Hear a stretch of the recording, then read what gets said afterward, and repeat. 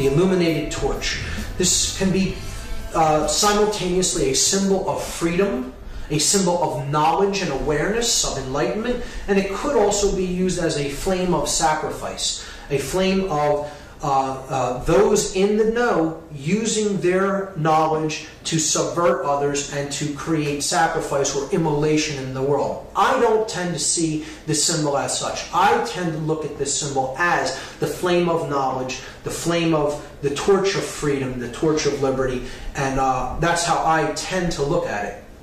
But it goes back to the Babylonian queen, the Babylonian version of Isis in the Trinity.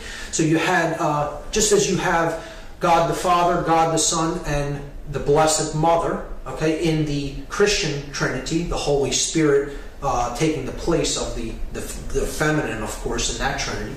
But you have the Egyptian Trinity of Osiris, the Father God, Isis, the Mother, and Horus, the Divine Child. In Babylon, you have this same Trinity. You had Nimrod, the Father, Creator God. You had the Son, which was Tammuz, depicted here, and he's sitting on the lap of the sacred feminine goddess, which was known as Semiramis in this culture. So this is a depiction of her on an ancient coin, holding the cross of the cross of the sun, and a version of the chalice, which could also be seen as a torch. So you have Semiramis depicted here, the rays of the sun reflected from the moon. She is the moon goddess illuminated, the queen of heaven. She's holding the torch of awareness, of liberty, of freedom, of enlightenment. You see it on the back of old American dimes. You see it in Columbia Pictures logo. You see it on Amoco's gas company logo. So in direct relation to the Queen of Heaven is the symbol of the dove. So the dove is how the moon goddess is depicted as being a crescent, a white crescent moon.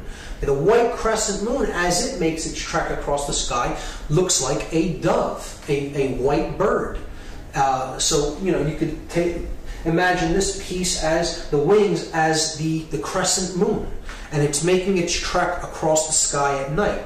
So this is why the dove was associated. The bird, the dove, is associated with the lunar feminine goddess, just like the falcon was associated with the male solar god, Horus. And the word dove in the French language is columbe, C-O-L-U-M-B-E, columbe. This is why we have so many usages of the word Columbia or Columbus in American symbology. The founder of the country is named after the dove. His name was actually Cristobal Colon, and he was a member of a secret society network. Here you see him giving a secret society hand gesture in this painting. But he was renamed Columbus after the goddess Columbia. See, it's the feminine goddess named after the dove, Columbe.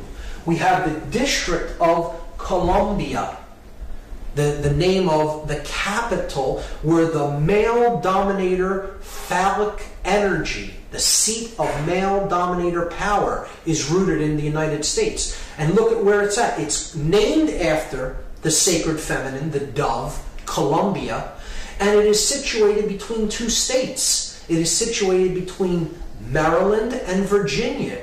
Maryland, named after the goddess of the Christian Trinity, Mary, and the Virgin, Virginia.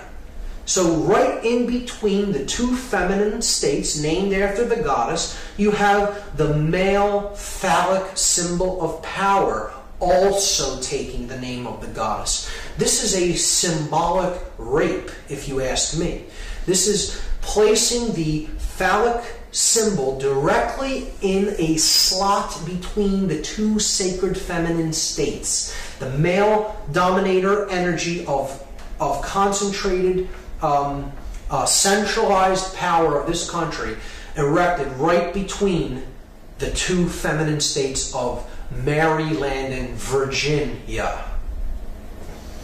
Here we see the goddess depicted on Columbia pictures. You have Columbia Records, Columbia Broadcasting, Columbia University, with decidedly Masonic symbology on the shield of Columbia University, with the three crowns representing the three Blue Lodge degrees, with the square of base consciousness depicted there as well. But we have to understand, again, that the goddess represents the intuitive side of our consciousness. It represents conscience, the ability to know right from wrong. And that is a protector energy. It is also the aspect that gives birth to the male principle, the savior of the world, the enlightened neocortex. Here we see Mary, the sacred feminine, the limbic brain, the queen of heaven. She's giving birth to the immaculate heart of Jesus, the savior of the world. She is standing on top of the serpent here, the reptile. She's conquering the R complex, the limbic brain, where emotion is born, where care is born in us. Okay? When we listen to our intuition and listen to our inborn knowledge of right and wrong, we conquer the reptile aspect of ourself and we give birth to the Son of the Godhead. And here you see the dove above her head, and here you see the 12 stars depicting the 12 houses of the zodiac. In this image is even more clear how she is a feminine protector.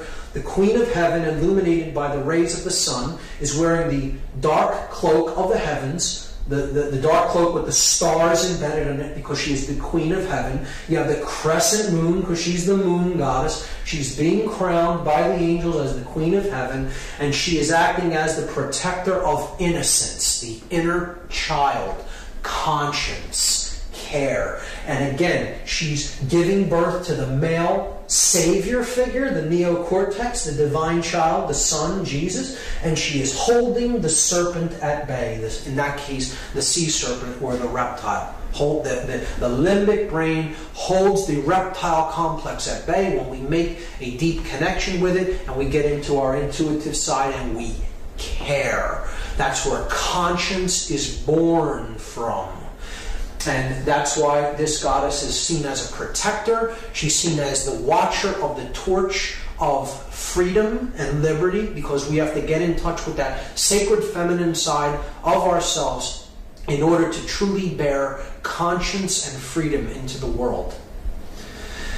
Here we see in the modern Christian Trinity, the goddess has been removed and replaced with the dove. You have the Father, the Son, and the Holy Spirit represented as the dove, but there is no divine mother. The feminine has been removed and it's been replaced just by the symbol that the sacred feminine goddess was given in the ancient world, the dove, Kalun. Now we're going to see a darker aspect of how the goddess symbology is used. When we look at things, I'll do this one since it's lighter first. You have here the moon and the dove, because this is a sacrifice of how we use money, through credit, building up debt. So you have the moon and the dove on the same card for Visa, and it's a symbol of the sacred feminine being used in a depiction of sacrifice of an individual, sacrificing in a monetary sense. Here we see it being used in a very dark form as human sacrifice, because human sacrifice is still very real, very actively practiced in the world. It just isn't the practice of carrying people up a pyramid as how it was done in the past, or sacrificing them upon an altar with an obsidian blade or a dagger of some sort. Now, human sacrifice is carried out with the knowledge of everyone around us, and it is done willingly. People go off to sacrifice others and themselves in the act of war.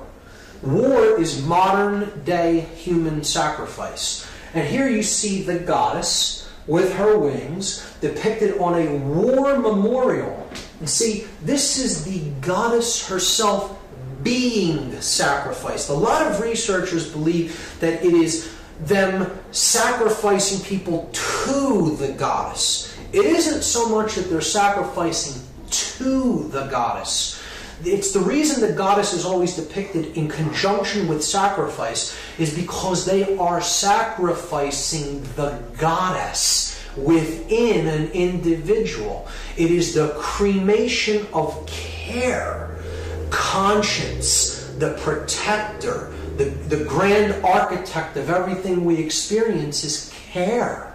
So this is the goddess herself depicted as being with these men as they are sacrificed along with the goddess. That's what war is. It's a ritual sacrifice of the sacred feminine in an act of sacrifice, of human sacrifice. So another use of the sacred feminine symbology and imagery when it comes to human sacrifice rituals or attempted human sacrifice rituals, we see this through different events that have played out that have the sacred feminine or the name of the sacred feminine embedded or encoded within the ritual or the scenario. You have the murder of Princess Diana, which I do not believe was an accident. I believe she was taken out because of her connections with the royalty of Britain, and her name was Diana, a Roman name for the goddess Diana. We saw the Superdome incident where thousands and thousands of people were hoarded into this dome looking like a feminine breast and left there without supplies, essentially to die. And FEMA did not get to this region for days after Katrina hit. And the conditions in there were horrendous. And I believe that is a deliberately designed thing that was done to try to maximize the amount of death and suffering that happened in that feminine breast, the Superdome, a symbolic representation of a breast. And the two large school shooting incidences could be seen as very clear examples of mind control, of trauma-based mind control, were at Columbine High School. Again, Columbia, Column, the dove, Columbine, and Virginia Tech, the Virgin, Virginia. Again, two names of the goddess. Again, human sacrifice rituals in disguise made to look like totally disconnected incidents. But perhaps the clearest example of human sacrifice in concealed ritual of all is the symbolic burning or immolation of the Columbia space shuttle. Again, the Columbia, named after the goddess Columbia, Column, the dove. And it's the white dove. And it's burning up, being immolated as it re-enters the Earth's atmosphere. And we see the crew was a 7-member crew. And that's correlating to the 7 planetary bodies of astrotheology. You have the 5 male gods, 5 men in the crew. You have the Sun, Mercury, Mars, Jupiter, and Saturn. And the 2 feminine heavenly bodies, you have Venus and the Moon.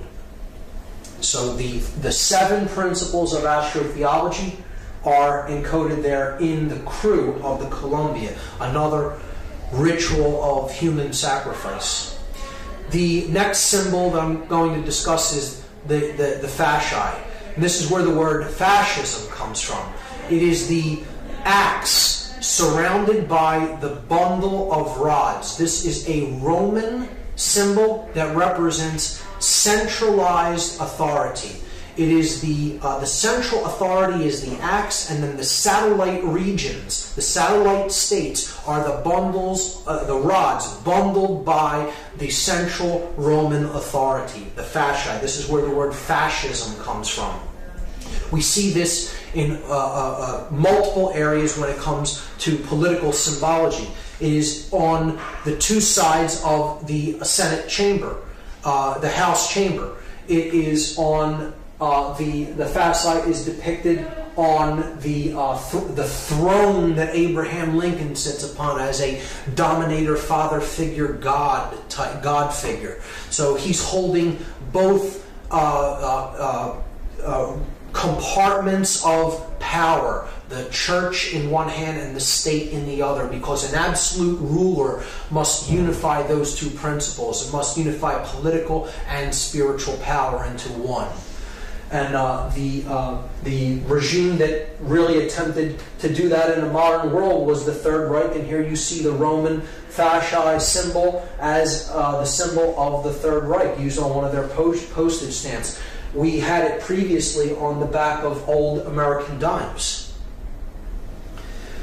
Now I'm going to talk about Freemasonic symbology.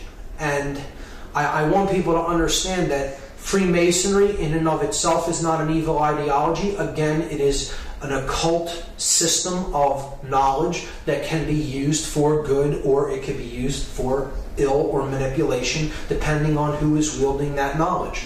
So this is the Freemasonic compasses and square with the letter G in the middle as depicted in American Freemasonry. The compasses represent higher consciousness, and they represent morality, proper moral action. The square represents base consciousness, which must be ruled by our compassion and must be ruled by our moral uprightness. The square is base consciousness. It can be seen as the reptile brain. If you look at these three components as the three complexes of the brain, okay, you have the R complex being the square. You have the neocortex with its two hemispheres being the compasses, and you have the midbrain, that which gives birth to the conscience, care, as the G in the middle of the two. It represents the goddess, the grand architect of the universe, which is care. Okay, that's what creates our experience, what we care about. And if we get into touch with conscience, it can give birth to proper moral action. But we can only do that by getting in touch with the grand architect of the universe, the God principle, the sacred within us. And that is how to get off of the square and onto the compass. See, the square traces a shape that is a square with 90-degree angles, not found in nature, rough edges. The circle traces the symbol of perfection in ancient systems of occult knowledge. The circle is perfect, it is unbroken. It is a symbol of divinity. It can never be nailed down with perfection because it is based upon pi, a figure that is a divine principle that can never be calculated with absolute certainty.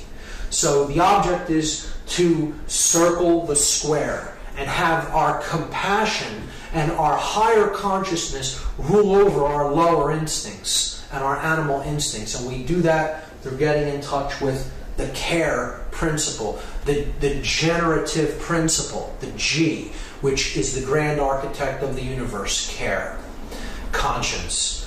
So it's about moral uprightness, and it can be equally seen by dark builders, by dark masons, to represent quite an opposite. This is how symbolism is in the eye of the beholder, and how the wielder of this symbol determines what it's really being used for based on their level of consciousness.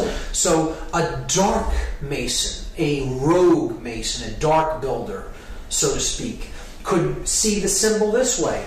Man is ignorant. He exists in base consciousness. And I, as one who has perfected myself, have the divine right to rule over the base man, the square, he who is on the square. So it's two different interpretations of the same symbol. One seen in a positive connotation and one seen in a manipulative, negative connotation, depending on the eye of the beholder, of the wielder of the symbol. Here's how this has been used in popular culture. In some of these examples, it's subversive. In some, it could be seen as an uplifting symbol. But generally in education, you'll see the square used and the three symbols and the color blue for the square representing the blue lodges. And this is base consciousness. This is the base of the pyramid of this particular secret society network, the hierarchical pyramid-like structure. And you're seeing the pyramid encoded here, but through the square. And the three base levels of Freemasonry, the entered apprentice, the fellow craft, and the master mason, being the three introductory or initiatory degrees of what is known as the Blue Lodge in American Freemasonry. And this is as far as many go, and it is often the degrees that are said to keep knowledge of higher levels suppressed for those really in the know of the order do not wish for those people to receive the knowledge because they have been gauged as really still being in base consciousness. And you're seeing that depicted in educational logos there. This Columbia University and that the University of Pennsylvania's shield. Here we see the compasses tracing the semicircle on the patch for the Columbia Space Shuttle mission.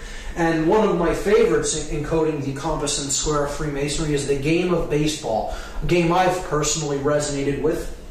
But we see the compasses encoded by the foul lines here, okay, that make up first and third base. The bases form the square for the individuals in base consciousness, on the square, the base men. Okay, they're the base men. And the middle, here, the mound of creation, the primordial mound, is the limbic brain, the generative principle, the feminine aspect that throws the feminine seed into play.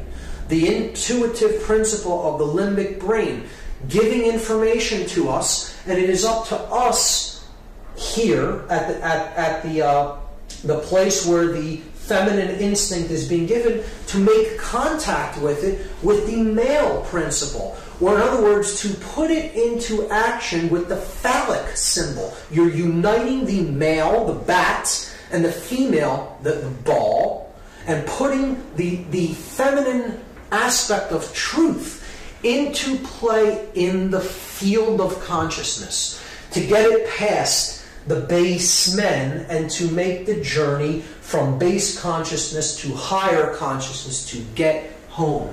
The game of baseball is completely Masonically designed. I don't see that as a negative influence. I'm just pointing out an example of how that symbology is used in the game of baseball. I personally look at that as a positive understanding. The picture being the feminine aspect, care, the grand architect of the game. So in these examples, I do see it as subversive. In this one, of course, the compass is used here on this logo from NASA, but we know what happened with that mission. So could be a illusion that dark Masonic elements may have been in control of that particular sacrifice. Who knows? The game of baseball, clearly Masonically designed. I look at that as a positive connotation of the symbolism. In a very negative connotation of the symbolism, we see how the Freemasonic network is used all throughout the United States in control agencies, in agencies of male dominator control, in this example being police. And these examples are certainly Blue Lodge degrees, Blue Lodge orders, lower orders of Masonry, and I would look at the individuals belonging to these groups and other fraternal orders of police as being on the square. And if anybody thinks that when someone tells you in Freemasonic parlance that you're on the square, that they're paying you a compliment, you have no idea what the term means, because you've just been insulted by being told that you're on the square. It's not a symbol of being fairness and uprightness. It is the square in Freemasonry is most certainly a symbol of base consciousness, of not understanding the true self. And when someone is told that they're on the square in Freemasonry, it is essentially an insult.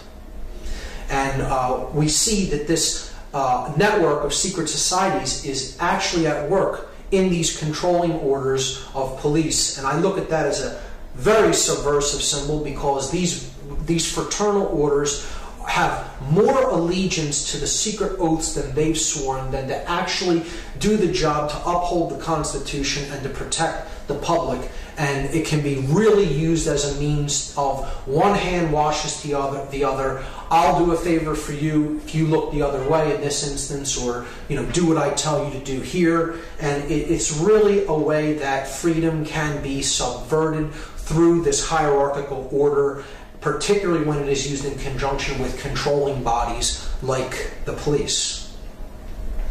So this is an extremely important symbol that's going to carry over into what we talk about next. This is the first degree Masonic tracing board, and I'm going to cover this from two angles, a positive connotation and a negative connotation. So here we see, first, there are directions. This is a map. You see north, south, east, and west. So we are standing at the west, looking east. The west is down here, the east is up here.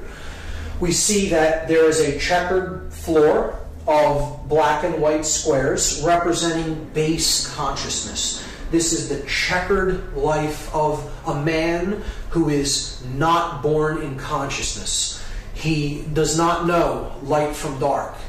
He is a wanderer, a pawn in the game, so to speak. One who can be positioned. However, his master may wish him positioned, the chess master of the game, who sees the whole board from above, from a higher level of consciousness, and takes the pieces and positions them as he will. This is one who is in duality. Here's the pillars, the dual pillars. This is the pillar of Joachim. It is a masculine pillar, represented as a Doric column. And you have the sun ruling that pillar. It's the pillar of strength, the S representing strength. The feminine side of the pillar is the pillar of Boaz. The B at the bottom stands for beauty. It is a Corinthian pillar, an elaborate, ornate, feminine pillar. And the moon sits above that pillar. This is the pillars that represent the masculine and feminine aspects of human consciousness. And it is how we entered the world with these two principles kind of in opposition, and it's our goal to understand them and to unite them as one. To use our will power. This is the pillar of will or wisdom, which the W stands for. It is Jacob's ladder. Jacob, as described in the story of Genesis, goes to a higher level of consciousness. He experiences God consciousness. He comes back down to the earth and understands that really the journey of life is to get back to that level of pure awareness and pure consciousness. And that is the end of the journey, kind of. It's like you enter in this dual state, seeing things as separate, and then the object is to make it through the realm of duality, the checkerboard floor, and unite the two principles as one, and then you're born into the stars, into the light of conscience and consciousness. So that's the journey up Jacob's ladder. And we see here in the background the stones known as the ashlars, the rough ashlar representing the soul in need of work, and the perfect ashlar representing the state of perfection to which we seek to attain. The initiates are going up the ladder in the 3 basic degrees of Masonry. entered apprentice who is still on the floor, the fellow craft who is in the middle, who has not received the key, which is tied here to the ladder, but he's at the G where conscience is beginning to be born, the care principle, and the master mason who gets the key to unlock the star gate, the sun, so to speak, is bringing himself to a place of balance and understanding and enlightenment. So it's a powerful and positive connotation. It could also be used to represent the left brain and the right brain, the male and female yang and yin energies, and the object is to unify them in the middle to awaken the prefrontal cortex and the pineal gland, to awaken our star gate. Okay, and that's in the direction of the east. The direction of the light, the rising sun, is in the east. We don't want to be headed west. That's the direction of base consciousness, and darkness, the setting sun. The sun sets in the west, of course. So, powerful symbology there, but it unravels even more when we consider this tracing board on its side, as I will show you. Again, here we're seeing the three lights in the heavens, the lights of Freemasonry, the lights of the religions, the sun, the moon, and the all-seeing eye, the stars and planets. Again, we saw the religions of Christianity, Islam, and Judaism representative of these principles, and how they correlate to the three pillars of Freemasonry and global consciousness. Now, looking at the Freemasonic tracing board on its side opens up a whole nother level of what this symbolically represents. So again, we're given directions. Here is the west, here is the east, this is the south, and this is the north. Understanding what we now understand about astrotheology, we can now understand what this whole scene really depicts. It depicts the spiritual journey of man out of the prison vibration that is on the earth, identification with the physical world of matter. This is the earth.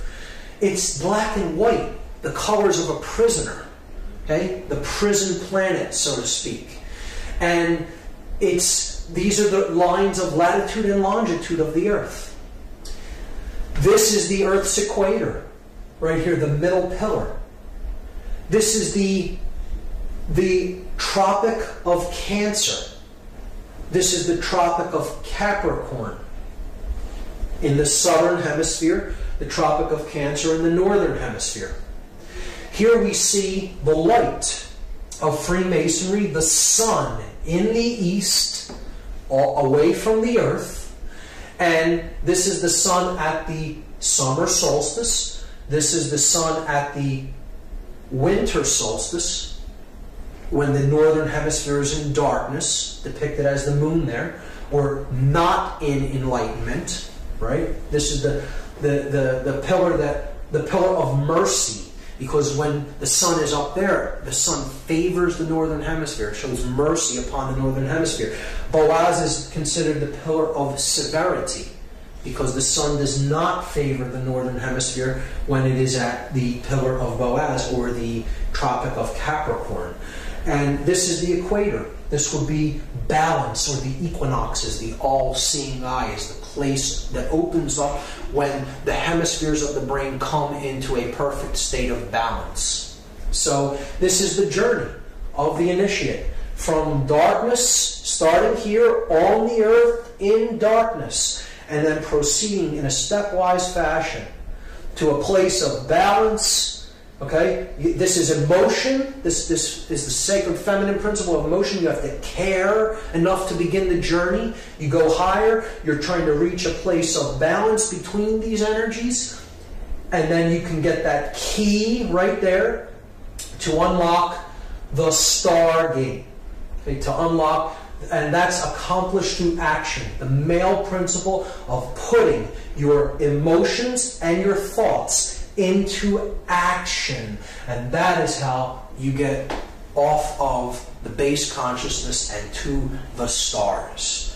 Powerful iconography, powerful symbology being used here if you know how to read it. Now, In a negative connotation, a dark builder, a dark mason, may want to look at this symbol in a perverted way. So here's a reversal of it. You see, yes, this is base consciousness and this is higher consciousness, but they'll look at this symbol and say, well, the latter is tilted across toward the left, toward the sun only, and away from the feminine pillar, away from the moon. And our task is to imbalance consciousness toward the male principle only, or the left brain only. Because that's what gives birth to a dominator, to one who is bent upon control, a sorcerer of sorts. So this is how a dark occultist would interpret this symbol. I'm God, my will be done. I will use my influence to take those in base consciousness and give them the dark light. Make them think that they're being initiated into something important. But what I'm really doing is imbalancing consciousness to the left brain. And that is what some people are doing with certain individuals who enter Blue Lodge degrees in rogue lodges of Freemasonry. And they're using that knowledge to create more mind-controlled dominators that will listen to them, follow their orders, and they're not really receiving the true light. They're receiving the dark light of male left brain imbalance. That is one way that dark manipulators will see a very powerful, positive, connotative symbol and pervert it and turn it into something completely negative. And here is how that process is used. We see this extremely subversively when it comes to the iconography that is used on police uniforms. Particularly, here's the floor of the house representing base consciousness, the pawn, the checkered man, who cannot understand the difference between light and dark. He doesn't really understand what makes the principles of right and wrong function the way that they do. Conscience isn't born in an individual that simply follows orders. Anyone of true conscience would always ask the question why before carrying out any action or order given to them by anyone. And we see this, if we look at this symbol of the Fraternal Order of Police having a Masonic third-degree handshake and the all-seeing eye of Freemasonry there, and the three other corners of the pentagram representing the three blue lodge degrees. We also see here the three pillars, and now they're in their proper orientation with the checkerboard floor in between them, with the dual pillars being here and the one pillar being unified at the top. And in that orientation, we see that it forms an inverted pentagram as opposed to a right side up one, just as it is here in the Victoria Police's logo, clearly an inverted 5-pointed star, and it is placed along with the checkered floor right around the Temple of Solomon, and then directly on top of the prefrontal neocortex, the third eye. The inverted pentagram, which we already talked about as an extremely subversive symbol representing the destruction of spirit and the burial of spirit into the ground beneath the material world. And here we see the double square, another symbol of base consciousness representing the hypercube, which I'll get into, on the third eye on a English police's headdress. So, and there again, the checkerboard floor of the house wrapped around the Temple of Solomon. The temple, the sun and the moon, the left and the right brain. And that's what the symbol actually represents. The Masonic tracing board represents in Freemasonry the Temple of Solomon, the temple within man. It is a representation of the brain, the temple within man, the Temple of Solomon, the brain complex. So that is how it is used. And here is a 33rd degree Freemason who I do not consider to be a negative or evil person. I think he understood a lot about what Freemasonry was and how it was used and what its true purpose is. But he did talk about some of how the negative aspects of Freemasonry are used. This is Manly P. Hall. He said that Masonry conceals its secrets from all except the adepts and sages of the elect, and uses false explanations and misinterpretations of its symbols to mislead those who deserve to be misled, to conceal the truth which it calls light from them, and to draw it away from them. He's saying that those who are really not in the know, that often would pervert the ideas and the knowledge, are deliberately misled away from this knowledge so as not to let it fall into the wrong hands. I often think that as well, in Freemasonry, it is being done deliberately to try to create people who, those who really are in the knowledge of how consciousness works, can manipulate for their own gain and get them to do what they want, because they're dangling a carrot, so to speak, before them and saying, I have the higher level knowledge if you'll do what I tell you, and then I'll let you have it. When in fact they're just being led like I said, like a donkey with a carrot at the end of the stick. Manly P. Hall said that the blue degrees are but the outer court of the portico of the temple, the porch of the Temple of Solomon, hence the term porch masons. Part of the symbols are displayed to the initiate, but he is intentionally misled by false interpretations. It is not intended that he shall understand them, but it is intended that he shall imagine that he understands them. Their true explication is reserved for the adepts, the princes of Masonry, one of the highest level Freemasons in Masonic tradition, telling you right out in the open what the Blue Lodge degrees are for. And of course, the Fraternal Order of Police is Blue Lodge degrees of Masonry. So that's Masonic symbology and some variants of how it is used. The next, I'm going to talk about talismanic symbology and how it is used on our money. So this will be a very big part of this part of the lecture. This symbol is one of the most important symbols in all symbology. It is the most prominent symbol on our $1 bill. It is one of the most viewed symbols on earth.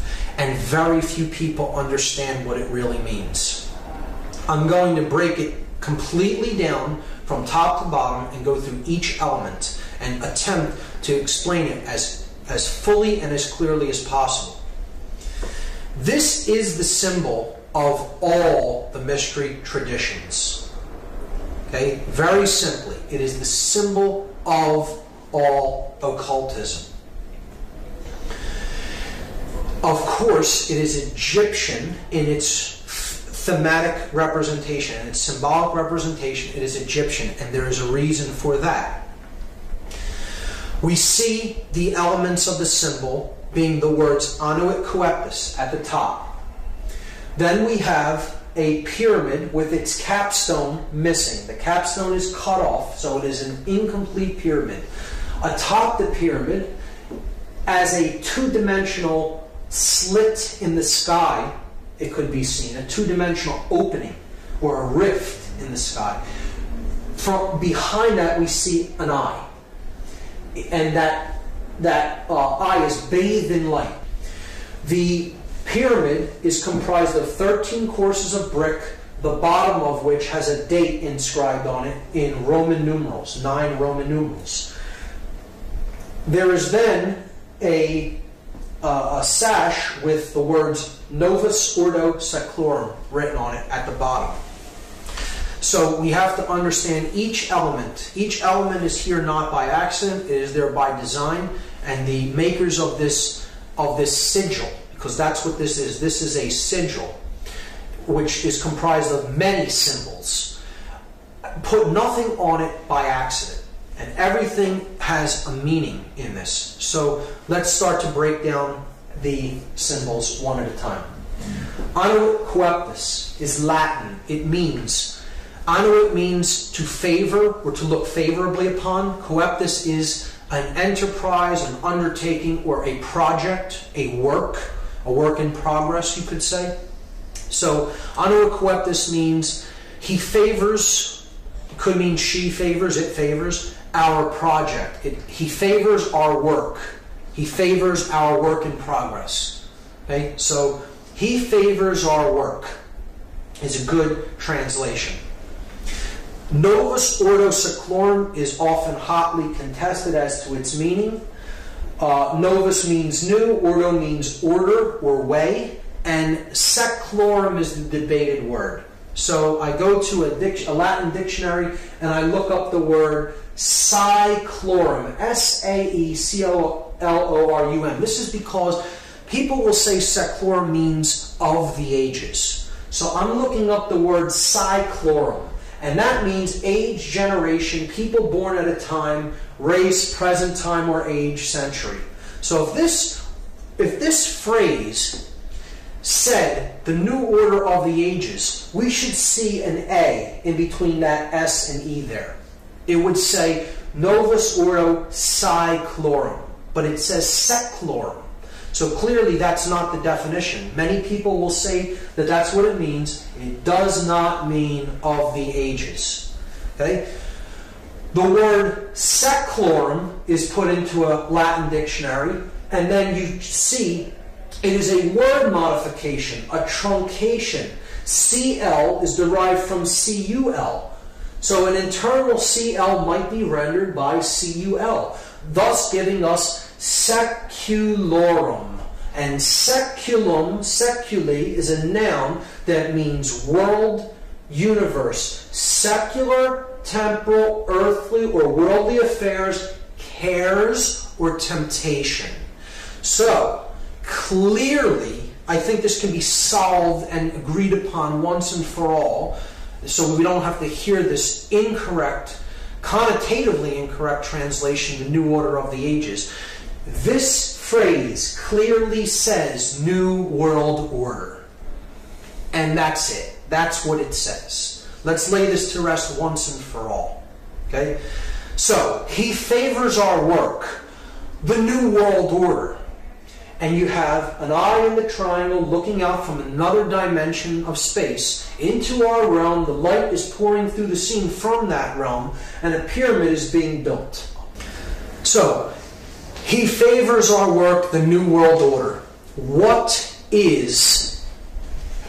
Who favors the work? What is the work? And what is the New World Order? So, clearly, this is the being that favors the work. This project is the work that's being done.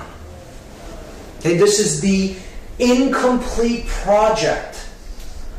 This is the date that the project could be begun or finished, depending on how we look at the seal. So, we have to understand a little bit about Egyptian cosmology and the main solar god, the solar disk, which we looked at as Horus, as Ra. Set is the dark incarnation of it. Really, all of these principles could be encapsulated as one solar god known as Aten, or Aton. Depending on the spelling, it could be spelled A-T-O-N or A-T-E-N. So, Akhenaten of 18th dynasty Egypt was actually named after this. He's a pharaoh of 18th dynasty. He brought in the concept into Egyptian cosmology of a one god that is the overarching ruling aspect of everything, known as the Aten. And he named himself after this god. Akhenaten means the spirit of the Aten, the solar god. So that is the being here, the Aten. Now that could mean a couple of things depending on how we look at this symbol. But let's just let it be seen as it is the solar principle, the solar god, the god of light, the bringer of light. So it could be also seen as the word Lucifer. Lucifer comes from two Latin words, lux, meaning light, and fere, meaning to bear or to bring or to carry. So it is the bringer, the carrier of light. Now, this could mean two different things. We have to understand that Lucifer and the Aten are the same basic principle, the same symbolic principle, and they are essentially, they are a dual god. There is a light aspect of the sun god, the one that brings true light of awareness, and then there is the dark aspect of light. So one can be truly illuminated and really possess the light, really possess the knowledge, and then there is one who can be born into the dark light. Those who have knowledge of how things really work, but the way they're using it is for the ego. Being my will be done because I view myself as God and separate from everyone else, and I am out there to manipulate and rule them.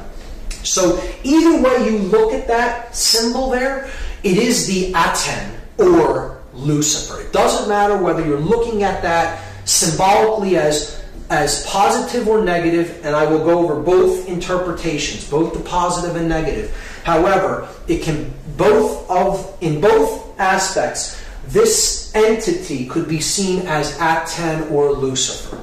Keep that in mind.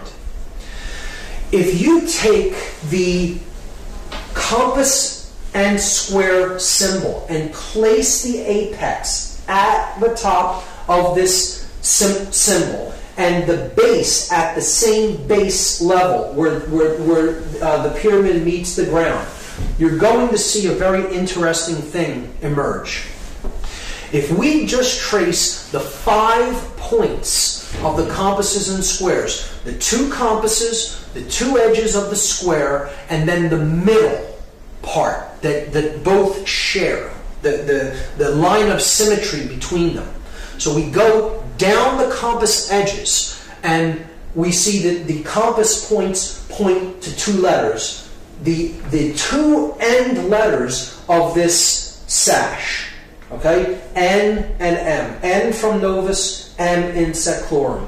Then we go up the place where the square is used to measure from, the inside edge of the square. And we see that that also points to 2 letters, and they are also both on the opposite edge of this phrase, Annuit Coeptus. So we have the A in Annuit and the S in Coeptus. And now we come down the horizontal axis of symmetry, and we see it reaches 1 letter that is exactly in the middle of this sash, the O from Urdu. These 5 letters, if rearranged, are an anagram for the word Mason, M-A-S-O-N. And this is the symbol of all masonry. It is the symbol of all builders. And who are the builders? We all are the builders. We are all collectively on this planet the co-creators of our collective experience. Whether we are doing that creation unconsciously or consciously creating our experience, we are the builders of this world. And this is what we've built it into, what we currently have right now. So, who are the builders? We are the builders. But there's 2 different types of masons. See, there are masons that build with stone. They build the pyramid upward. They're building with stone. If you connect these 5 symbols as they are connotatively used in this seal, they form an inverted, skewed pentagram. And an inverted, skewed pentagram, if you look into dark occultic symbology, is always used as a symbol of pacts. It's a symbol of pacts, of promises made, to be something to be fulfilled, to be delivered upon completion of something else. So Again, we saw that these four arms represent the material world, depicted as the upward pointing pyramid, the brick, the physical object, and they are crushing the spirit, the fifth element, into the ground, burying it under the weight of the pyramid. See, the dark builders, the dark masons, those who are building toward a world of male domination, the blade. See, they're building with bricks. The bricks are people who are trapped in physical five-sense reality and left-brain prisonhood. They are those who can not change. They have one form and it's hardened.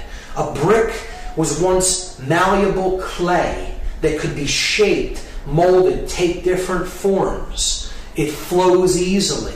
Change comes easily to it. But when it is baked in the left brain, solar, male dominator consciousness, it becomes hard and immobile and immovable. It becomes a brick. And that's what the male dominator world is being built with. The bricks baked into one form, the unit form. Those in uniform cannot see what is, not see.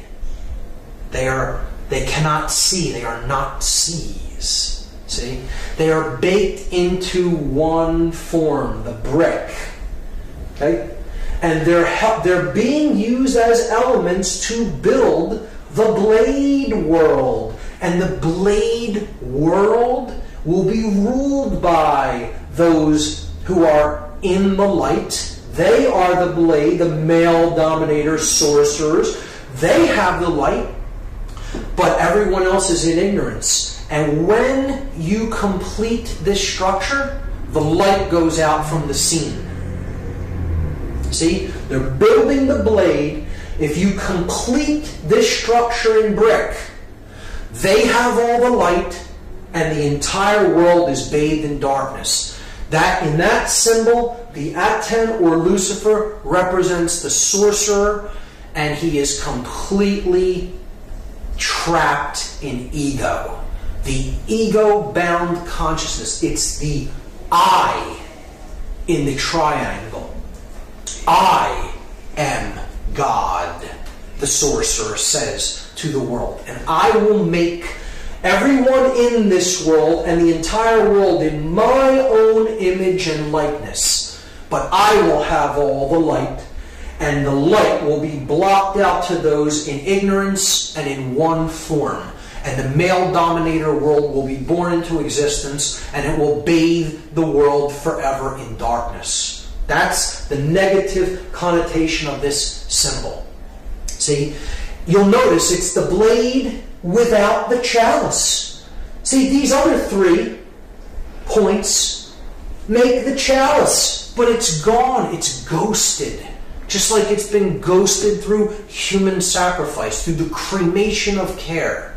Right? It's been ghosted through the removal of the sacred feminine from the Trinity, and through not caring about what goes on in the world. The sacred feminine is removed, it's ghosted, but the male principle is embodied in stone. And that's the project, that the New World Order project that the Dark Masons, the builders with brick, are building into manifestation. Now, there is a light side of this symbol. Again, he favors our project, the New World Order.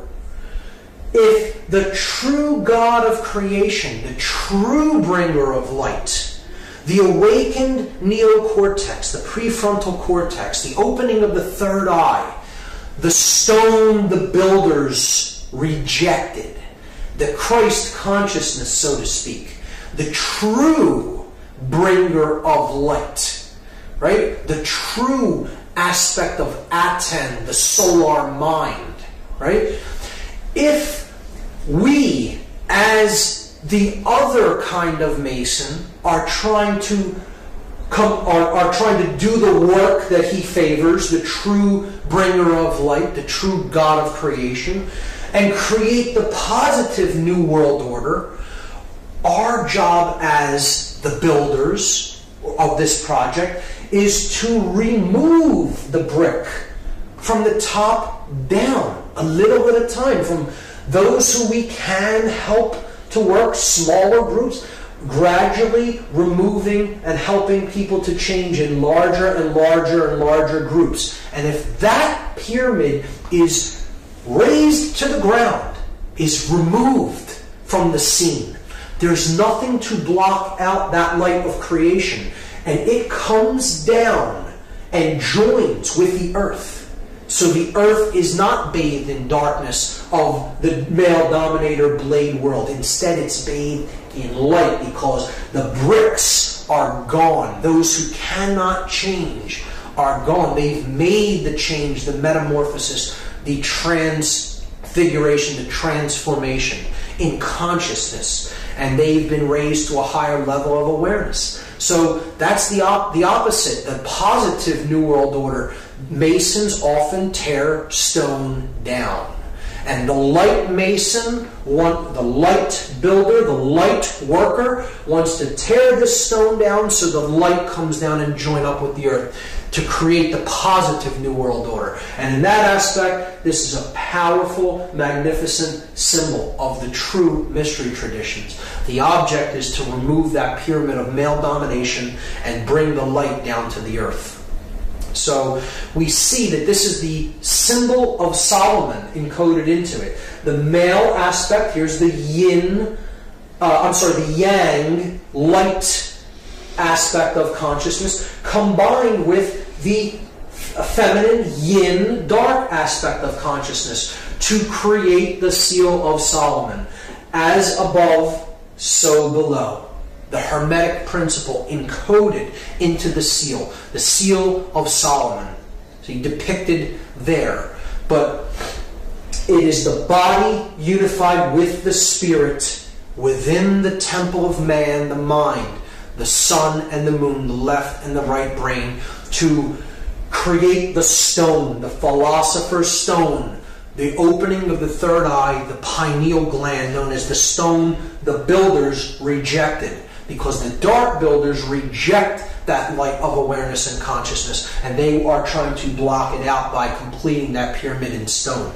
So that is my analysis of that symbol, and it's amazing when you get into it and really study it for yourself and really go deep into the symbology. And it gets even better when you start to look at that date on the bottom of the pyramid, because that date is MDCCLXXVI in Roman numerals, and that totals 1776. And here's how it breaks down. This is a chart of the letters and their corresponding numerical values. So if you just do the math, M is 1000, D is 500, C is 100, you have it twice there, so you're up to 1700. L is 50, that's 1750. X is 10, which you have twice, so that's 1770. V is 5, that's 1775. And I is 1, 1776. So what we're going to do now is something called gematria.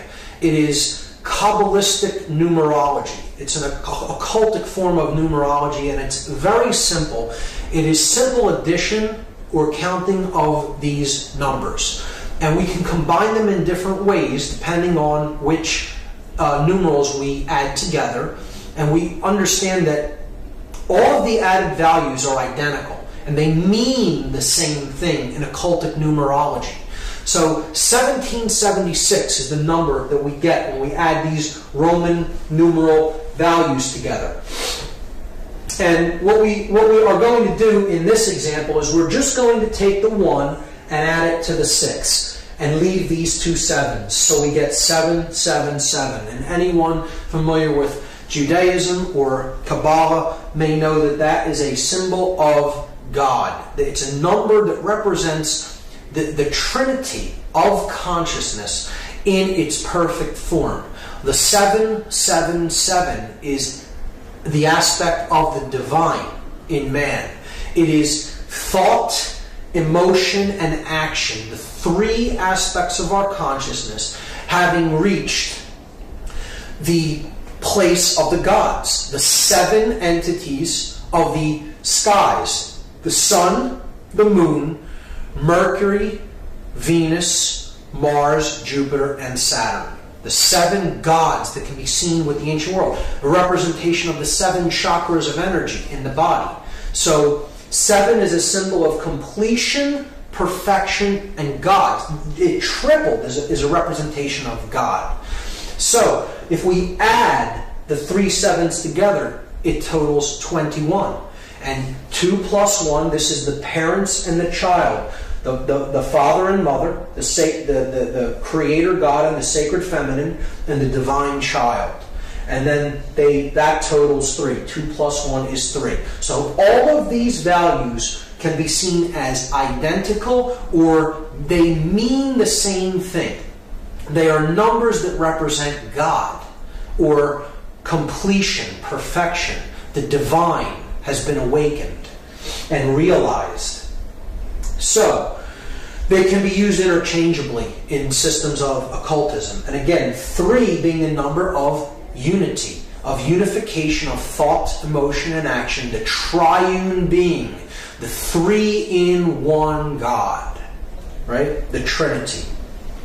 So, what I'm going to do in this study of gematria is I'm going to take these letters, because gematria is a combination of geometry and mathematics. Geometry, Gea, earth, the measure of things, the measure of the earth, the mother, right? And matria, mathematics, the mother science, after Ma'at from Egypt, the mother goddess.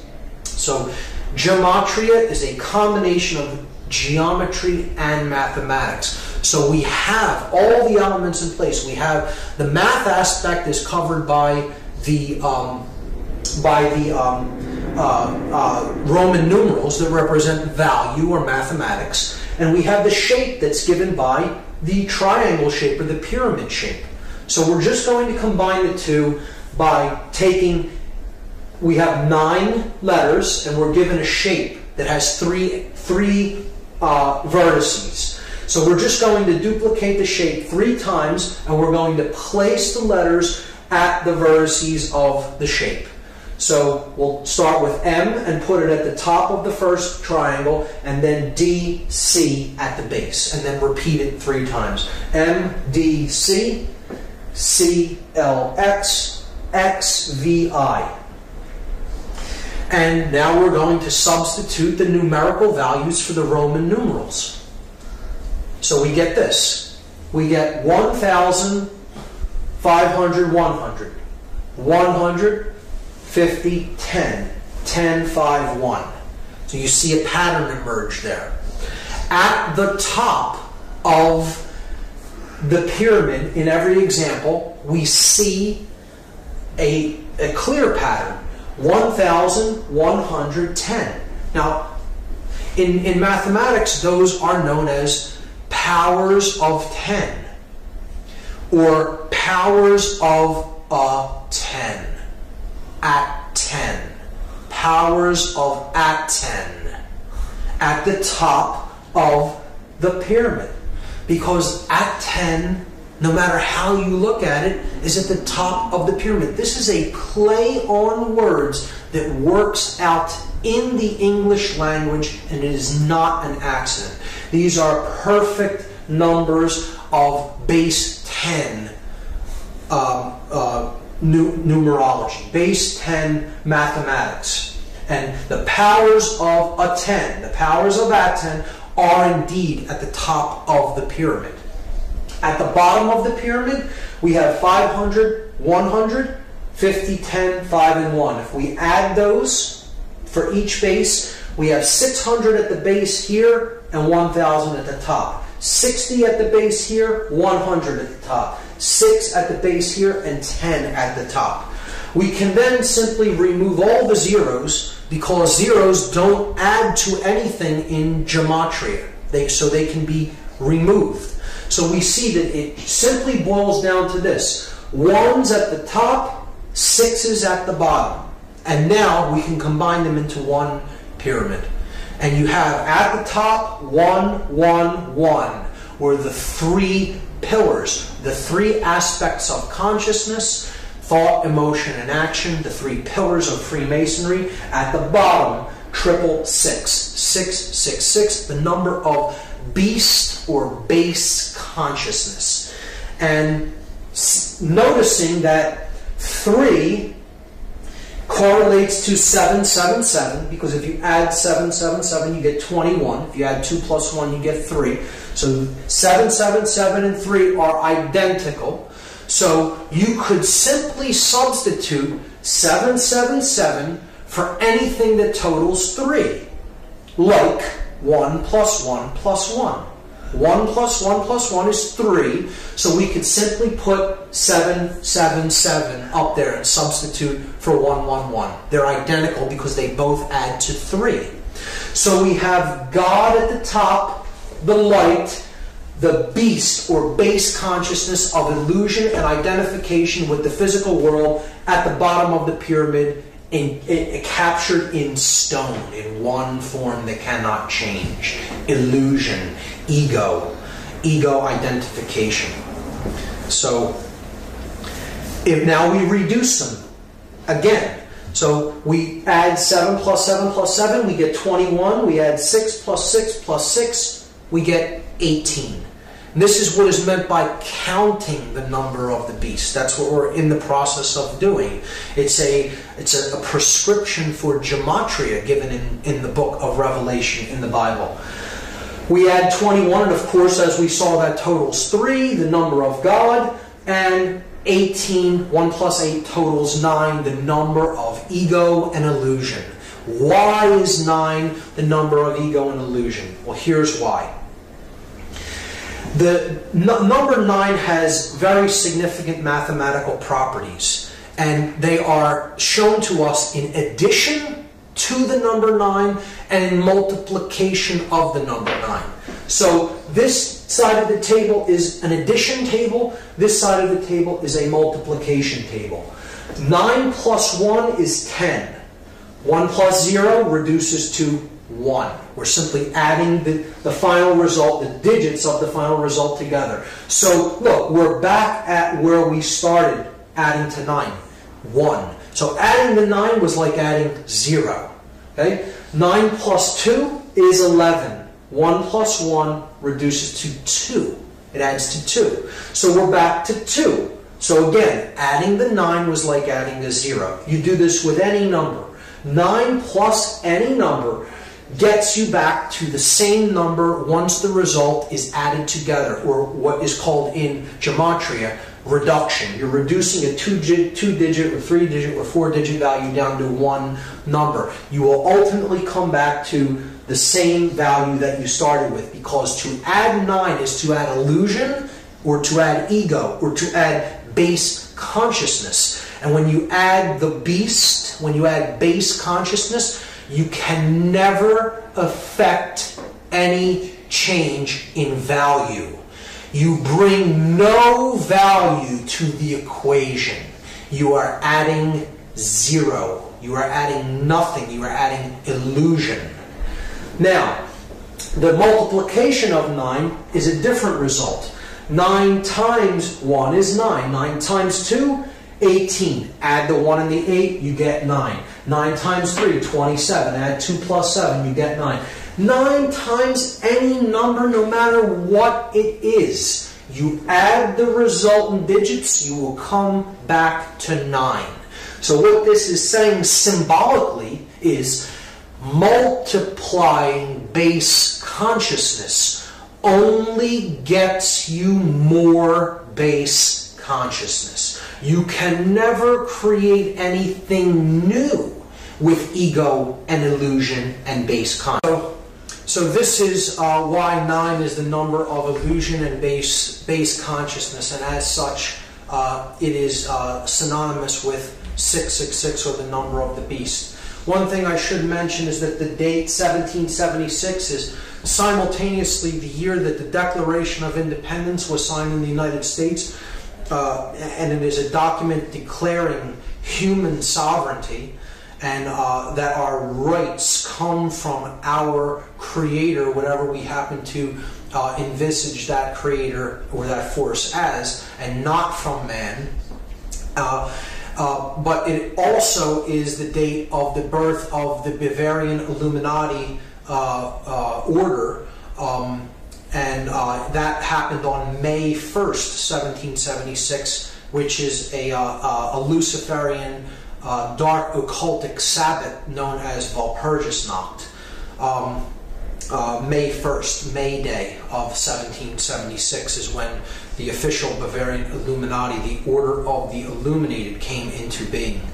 So there's a dualism even inherent in that date. You can look at the Dark New World Order building upward from 1776 in earnest, from the time when this dark occultic order came into manifestation, and the object of the Light New World Order, to bring the light down by removing the bricks and getting back to the understanding of personal sovereignty as encoded in the Declaration of Independence.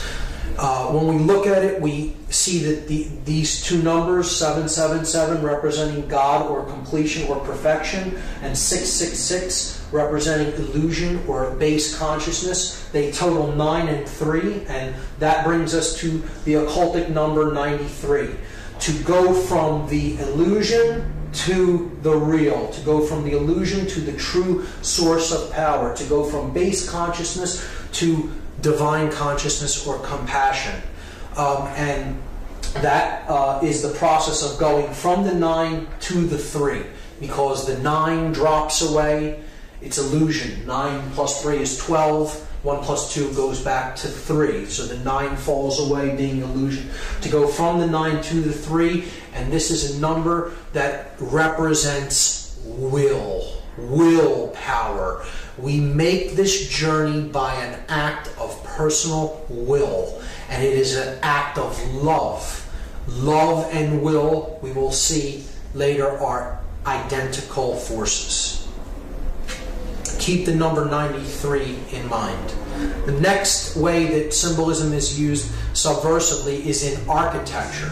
So this is the pyramid outside of the Louvre, the art museum in Paris. And it is a symbol of a pyramid, upward pointing, male pyramid, and it is comprised of exactly 666 panes of glass. So again, the base consciousness is encoded into the shape, and you see that the pyramid forms slightly off of a right angle, almost an exact right angle at the top, at its apex. Here we see the Arc de Triomphe in Paris, and we see from overhead, this arc is a solar symbol.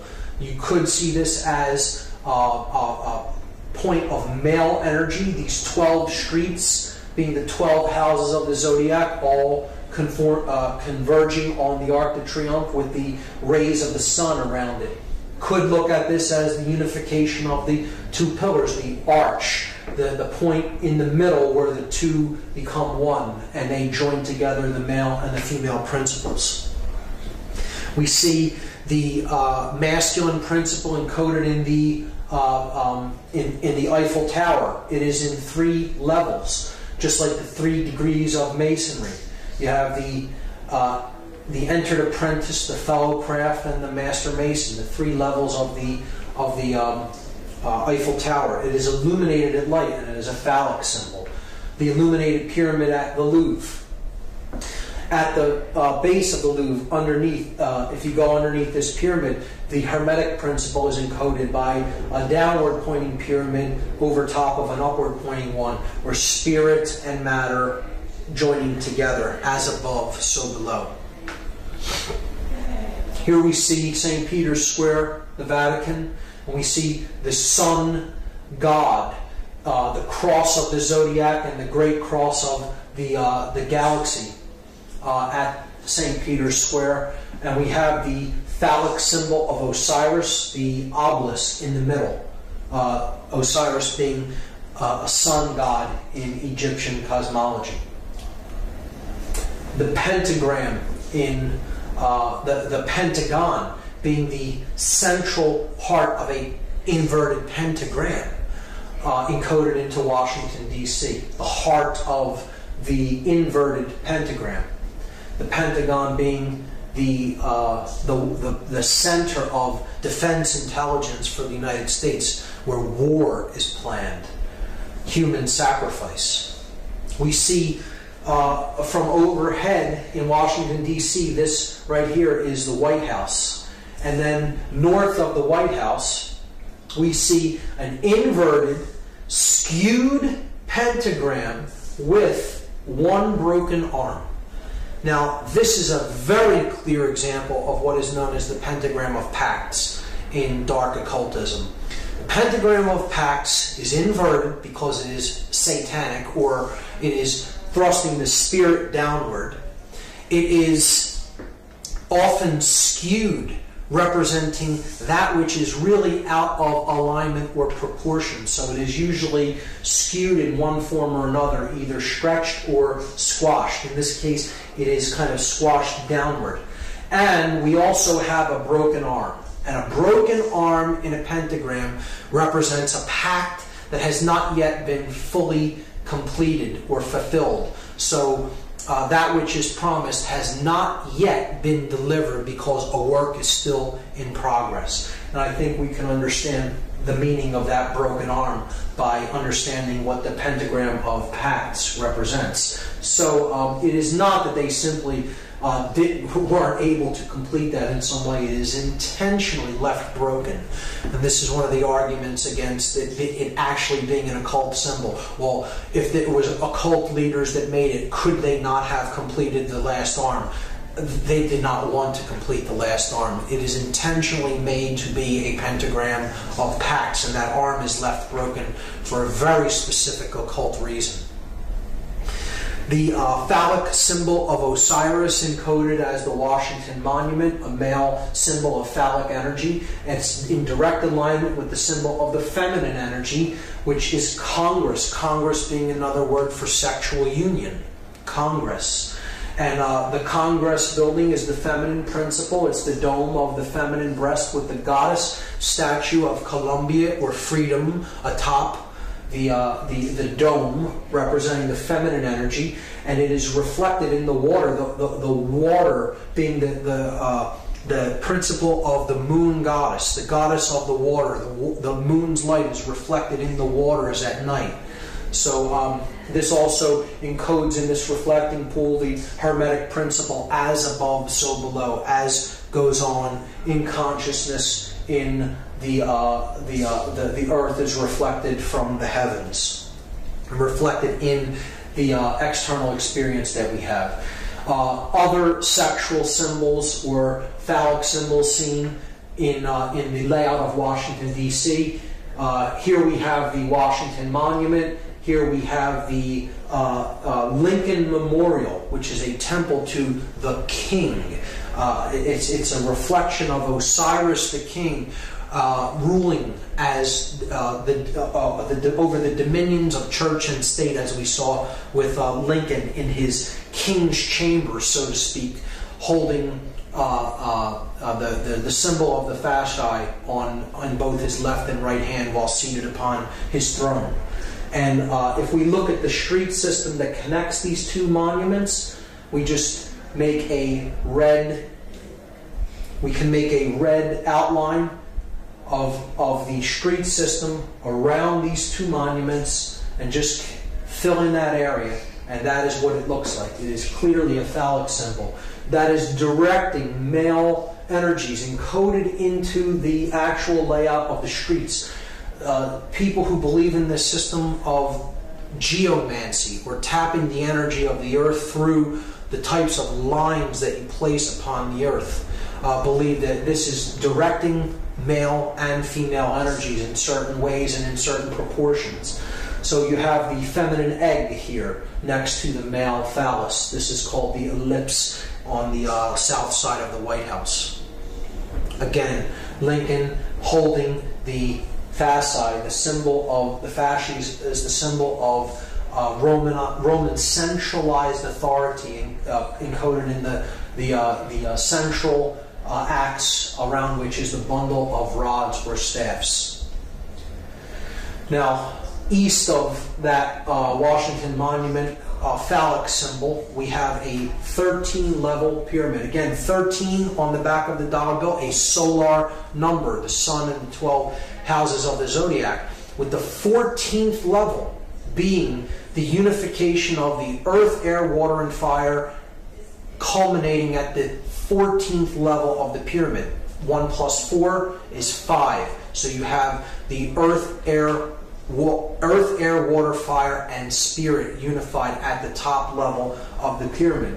So here we have a 13-level pyramid with the capstone missing, and around the streets, this is the Congress building, the Capitol building, around the streets, the path that creates the streets, going all the way around the Capitol building, forms an image of an owl that sits atop this 13-level pyramid with the capstone cut off in the street system of Washington, D.C. If we trace the pyramid and then we trace two streets that shoot off from near the top of the pyramid, we see that there is a Freemasonic compass and square encoded into the layout of the streets as well. I'll take that off and do it one more time for you to see where those streets are. Here's a close-up of it. There's the owl. I'm removing it and then putting it back so you can clearly see the layout. This image was taken from Google Earth.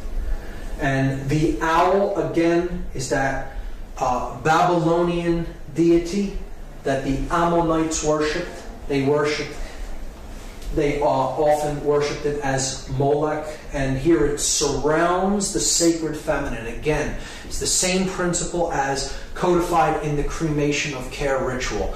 The sacred feminine of conscience, of care, is being sacrificed to the Babylonian owl/bull god, Molech. It's in the belly of the beast. And overhead, above this complex here, where the owl is and the Capitol layout, we see the seal of Solomon encoded into the street plan, representing the feminine aspect that ends at the Capitol building, the feminine, okay, and then the male aspect ends at this place right here, which is known as Lincoln Park. And Lincoln Park is a resonator for Lincoln, who sits in the King's Chamber, the male principle. So you have the Queen or the Goddess's building, and then you have Lincoln Park here, which is a representation of the male energy, and it's a symbolic correlation to Lincoln's name, who sits in the King's Chamber at the Lincoln Memorial. This is the entire occult layout of Washington, D.C., and there's even more in this layout, which I don't have time to go into, but studying the occultic orientations of the layouts of the street systems of many cities is very interesting, and there's all kinds of symbology encoded into it. It could be a presentation in and of itself. The last symbol that I'm going to talk about in this symbology section is the hypercube. And this is one of the deepest symbols of all occultism, which very few people really delve into and get into the meaning of. The hypercube represents four-dimensional space and time. The next level the next higher dimension from the three-dimensional world that we inhabit. So you have a point that represents no dimension. You have a line that represents a one dimension, that you can go forward or backward. You have a plane. You extrude the line and you get a plane. Now you have a two-dimensional object. Then you extrude the plane into a third dimension and you get a cube. So that's what our three-dimensional world is like. 3D. You have a single cube. You have length, width, and depth. But then if you extrude a cube, you take the cube and you pull it and you extrude it that way. You get what's called a hypercube. So this is a four-dimensional object. It is derived by unfolding a cube into all of the dimensions of each one of the planes of the cube. And you get this object. When you look at the hypercube ideology, it is representative of the mind existing inside the construct of matter.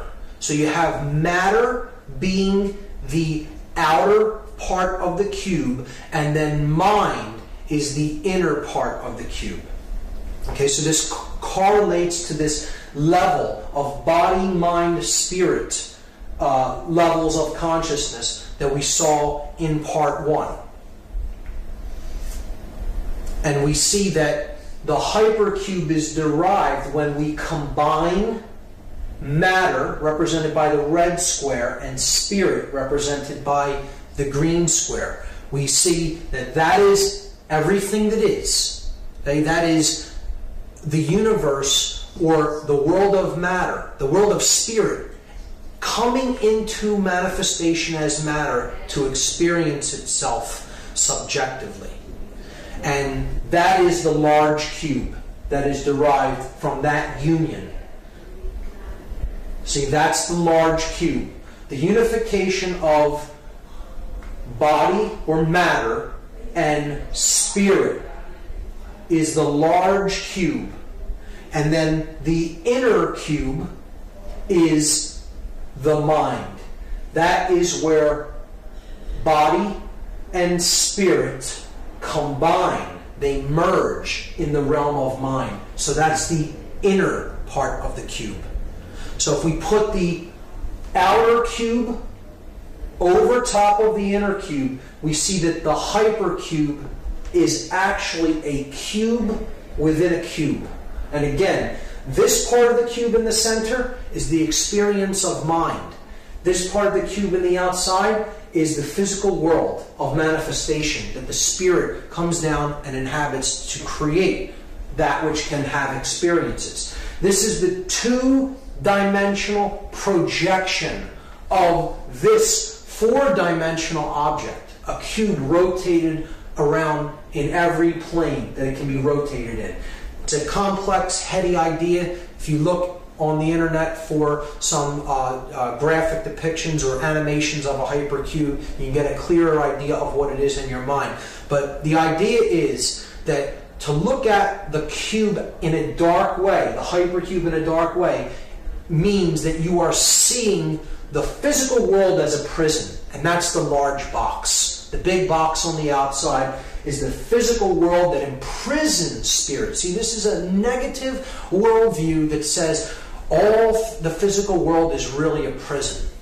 And it's a horrible thing, a horrible place. It's not a construct for experience of spirit to descend into physical form so that it may come to know itself more fully.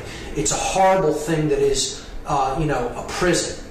And that's the way that a dark occultist looks at the dark hypercube and the hypercube symbology. The inside of the cube is the mind that is held captive within the body. So you have the prison of mind being held in the larger prison of the physical world of matter. And this is its two-dimensional projection, which looks like an octagon. So this is a symbol of mind control. The octagon is a symbol of base consciousness. It is the symbol of the controlled mind, the small cube, being held in the large cube, the prison of matter. So it's a dark worldview concept that represents the double prison. The prison of mind held in the cage of matter. And what do we see the hypercube or the octagon used to represent? We see it as a male dominator sport that involves the potential of destroying the brain. extremely violent male dominator sports, cage fighting, where the brain isn't respected. Go into a cage and smash your opponent into unconsciousness and do all kinds of damage to the brain. The octagonal hat, the 8-cornered hat that law enforcement officers wear.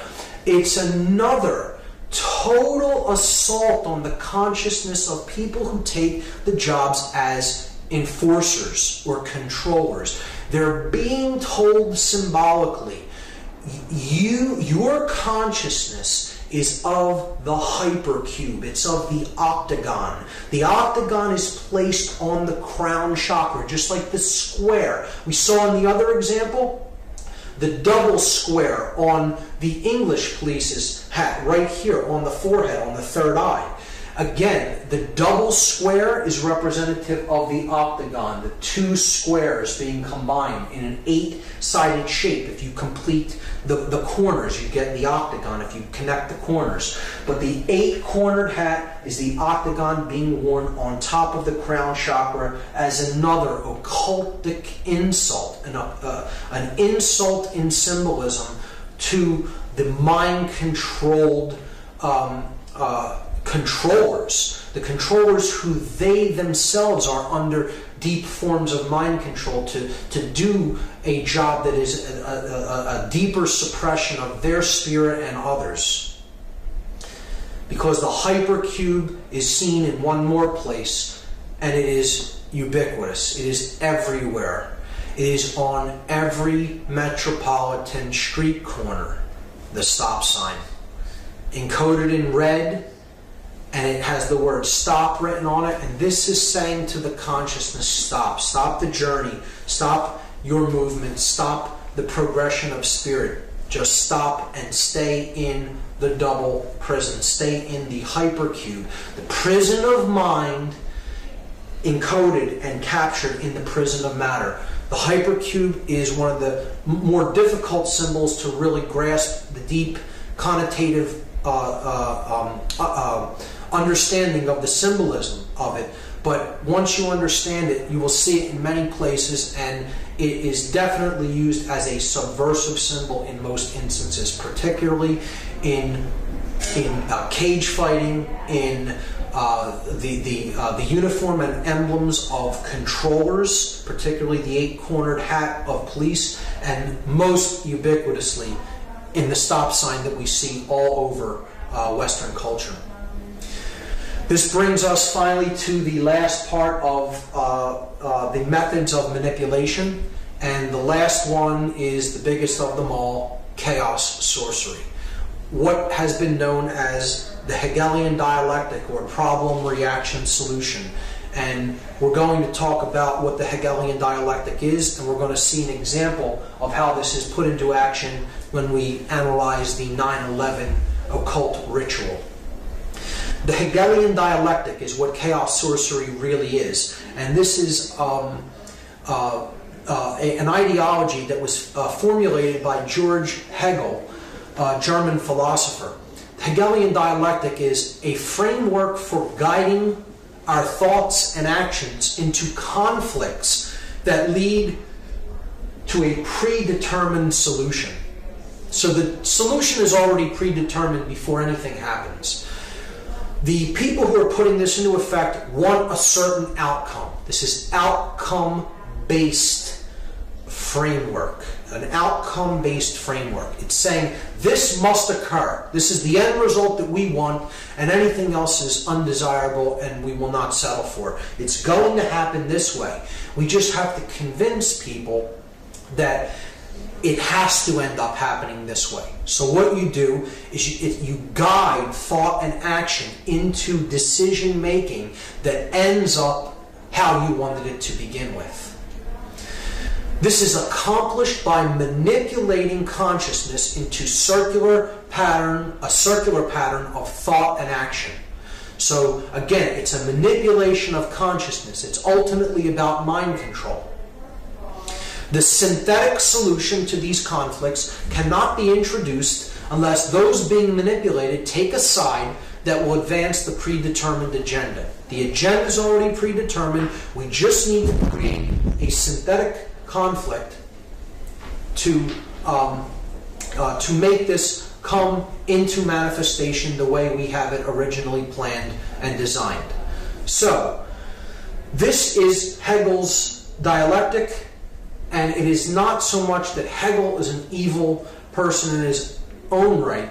This is another perversion. How chaos sorcery is used as an example of the Hegelian dialectic is it's a modified version of this dialectic for a dark purpose, for manipulation. The researcher David Icke has called this problem, reaction, solution. And it's a great term for it because it describes it perfectly. You create the problem to get a reaction, and then you offer the solution. The solution was already predetermined. But I like to call it chaos, confusion, opportunity, because I think it more accurately describes what the process that's taking place is really about. You want to create chaos. You need a chaotic situation created, because the reaction that you're looking for is confusion, not knowing what to do or how to act appropriately to the situation.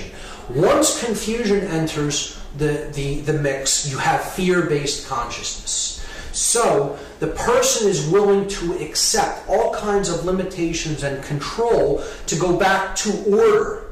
And therefore, that's your opportunity to bring in your predetermined solution and get them to go along with what you originally wanted. David Rockefeller described the Hegelian dialectic perfectly. He said, "We are on the verge of global transformation. All we need is the right major crisis, and the nations will accept the new world order." And it's not the light one that he's talking about. This was the major crisis that they introduced. The events of 9/11, 2001 was an example of the modified Hegelian dialectic. It was an example of chaos sorcery. It was an occultic ritual of human sacrifice that involved three major examples of occultic symbology and ideology in the work to create the synthesis that they were looking for. And those three occult schools or occult ideologies that were employed on that day, the symbolism of which was employed on that day, was Kabbalah, Tarot, and Freemasonry. Now, before we get into any confusion at all, I want to state emphatically that I do not believe that any of these systems are evil in and of themselves. It is how occult sciences are used, occult knowledge is used by the practitioner to what end that determines whether they're wielded for good or evil. So it is not these practices or these systems that are of knowledge that are evil in any way. They are simply knowledge, and it is how they are used. Let's get that straight right off the bat. So, these three systems of occult knowledge all encode within them the understanding of human psychological makeup and human consciousness. And the ritual of 9/11 is ultimately about the destruction of that knowledge and keeping the truth down, keeping our awareness down, destroying our awareness, destroying consciousness. So we're going to look at some examples of this occultic iconography and symbolism that was used on that day. The most glaring example of which is in tarot. This is the tarot image known as the Tower. It's a card that represents the end of an old way of things and the birth of a new way of things. It's the destruction of something that is old and worn down and the building of something new in its place. One thing is being cleared to make way for something to be put up in its place. Okay? So that's the Tower. It is depicted as being struck by a bolt of lightning, on fire, with people toppling out of the windows. And that is exactly what we saw on the day of 9/11, 2001. We saw towers that were struck by forces. They were on fire, and people were leaping from the windows. So clearly the occultic symbology of this particular tarot card was employed on that day. Whether this be totally by design or it be synchronicity, I'll leave that up to the audience to decide. But one of the main things we have to understand how this ritual went into effect is that 2 buildings did not collapse in New York City. 3 buildings came down on that day in New York City alone. Many people still do not know this or understand it, amazingly, because the mainstream media only showed the collapse of this building here to the right only one time and never really showed it again, unless you go on the internet and search for the video of the collapse of World Trade Center number 7. Some people are still unaware that a 3rd building came down at 5:20 p.m. on that day. So we have to understand first that not only the Twin Towers collapsed into their own footprint, but so did Building 7, a 47-story steel, concrete and steel reinforced building, collapsed into its own footprint in approximately 6.5 seconds at 5:20 p.m. on 9/11, 2001, when no plane had struck it.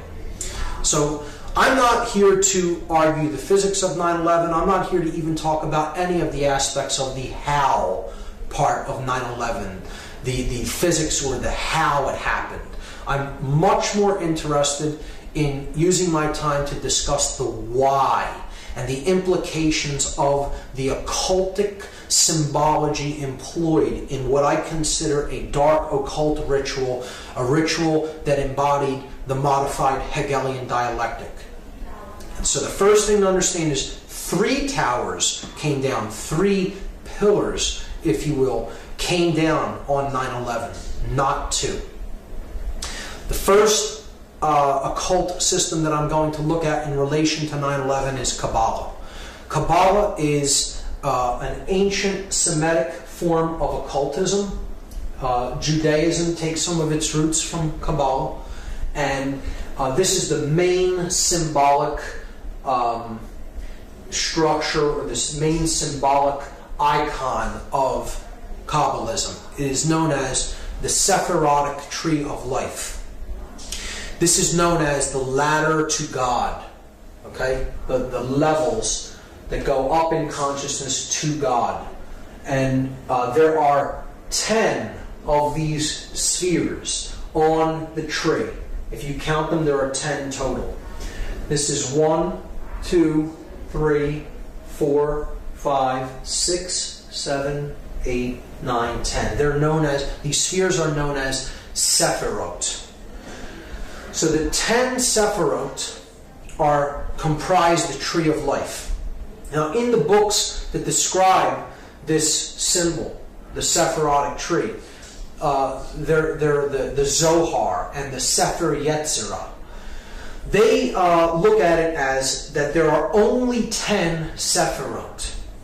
There are not 9 and there are not 11. This is specifically worded into these books. To speak of there as being any more or less Sephirot is considered like a blasphemy in Kabbalah, because there are only 10. So this is where part of the name, the name of the ritual comes from. Not 9, not 11, but yet we have the ritual happens on 9/11. And we'll talk about the occult significances of the numerology as well when we explore that. But in Kabbalah, 9 and 11 are considered blasphemies against the 10 Sephirot, if you speak of there as being any less than 10 or any more than 10. And we also see that the symbolic numbers, the numbers of these buildings are symbolic when we relate the ritual to Kabbalah, because the buildings that came down were the tower 1, which is the male tower. Okay? It has a phallic symbol on top. This is tower 1 in the numbering system of the World Trade Center. The feminine tower is tower number 2. And then this building is World Trade Center 7. So if we add them together, we get 1 plus 2 plus 7, and that equals 10. So we see there are 10 Sephirot. The building numbers total 10. So they're bringing down the 10 in the buildings, and they're bringing down symbolically the 10 Sephirot. You see, in the Sephirot, there are 3 pillars, 3 columns. You have this left-hand path known as the path of severity. You have the right-hand path that is known as the path of mercy. Again, these are corollaries to the Freemasonic pillars. This would be the pillar of mercy, which is Jachin. This is the pillar of severity, or Boaz. And then you have the path of mildness, or the path of will. Will to ascend in consciousness. This sphere representing base consciousness, and this sphere representing cosmic consciousness. Without going into very deep explanations of what each Sephirot represents, just understand that this middle pillar is the synthesis between these two. This represents too much male aspect or control. This could be too much capitulation to control. You can look at it that way, with this path being severity, this path being mercy. You could look at it as this path is not being a controller and also not being a slave. It is not being a dominator nor capitulating to domination. Therefore, the middle way, as it is called in Buddhism, the unification of male and female, the chemical wedding. It is the ascension from base consciousness through connection with conscience, the heart chakra, and attaining cosmic consciousness or higher level awareness, represented as the crown Sephirot. See, if you collapse these in, right? If you were to take these 3 levels and collapse them in right into the middle pillar to bring these dual aspect Sephirot into one, you would see that this really represents the chakra system. The 7 chakras. You would have the base chakra, the sacrum chakra. These 2 comprise the solar plexus chakra, the heart chakra. These 2 comprise the throat chakra. These 2 comprise the third eye chakra, and that comprises the crown chakra. So there's the 7 chakras. All right? And we see that would be on the middle pillar, and it would contain 7 chakras. And again, the middle pillar here is building 7. All correlates perfectly. Here are the chakras, representing the 7 planets. Up the middle pillar, the spinal column, the raising of the Kundalini energy up the spine and to the top of the head.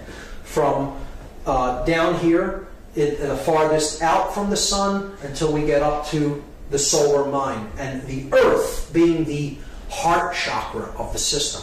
The earth and moon right in the middle. It would be the 4th of the 7 chakras. And that's what's ultimately being brought down. The consciousness is being destroyed and leveled by the leveling of these towers.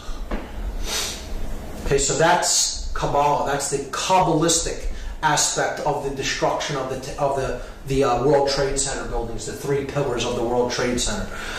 The second occultic tradition, Tarot, we see again the columns of Jachin and Boaz. Now, see, they're reversed in this example.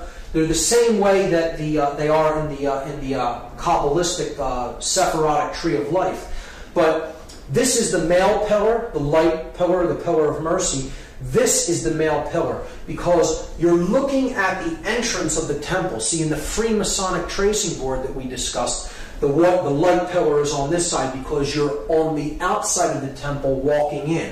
In this example, you're inside the temple looking toward the outside, and the goddess is seated in the temple and she's veiled from the outside. So if you were to picture yourself walking in from behind her, right, and she's veiled, the Joachim pillar would be to your left.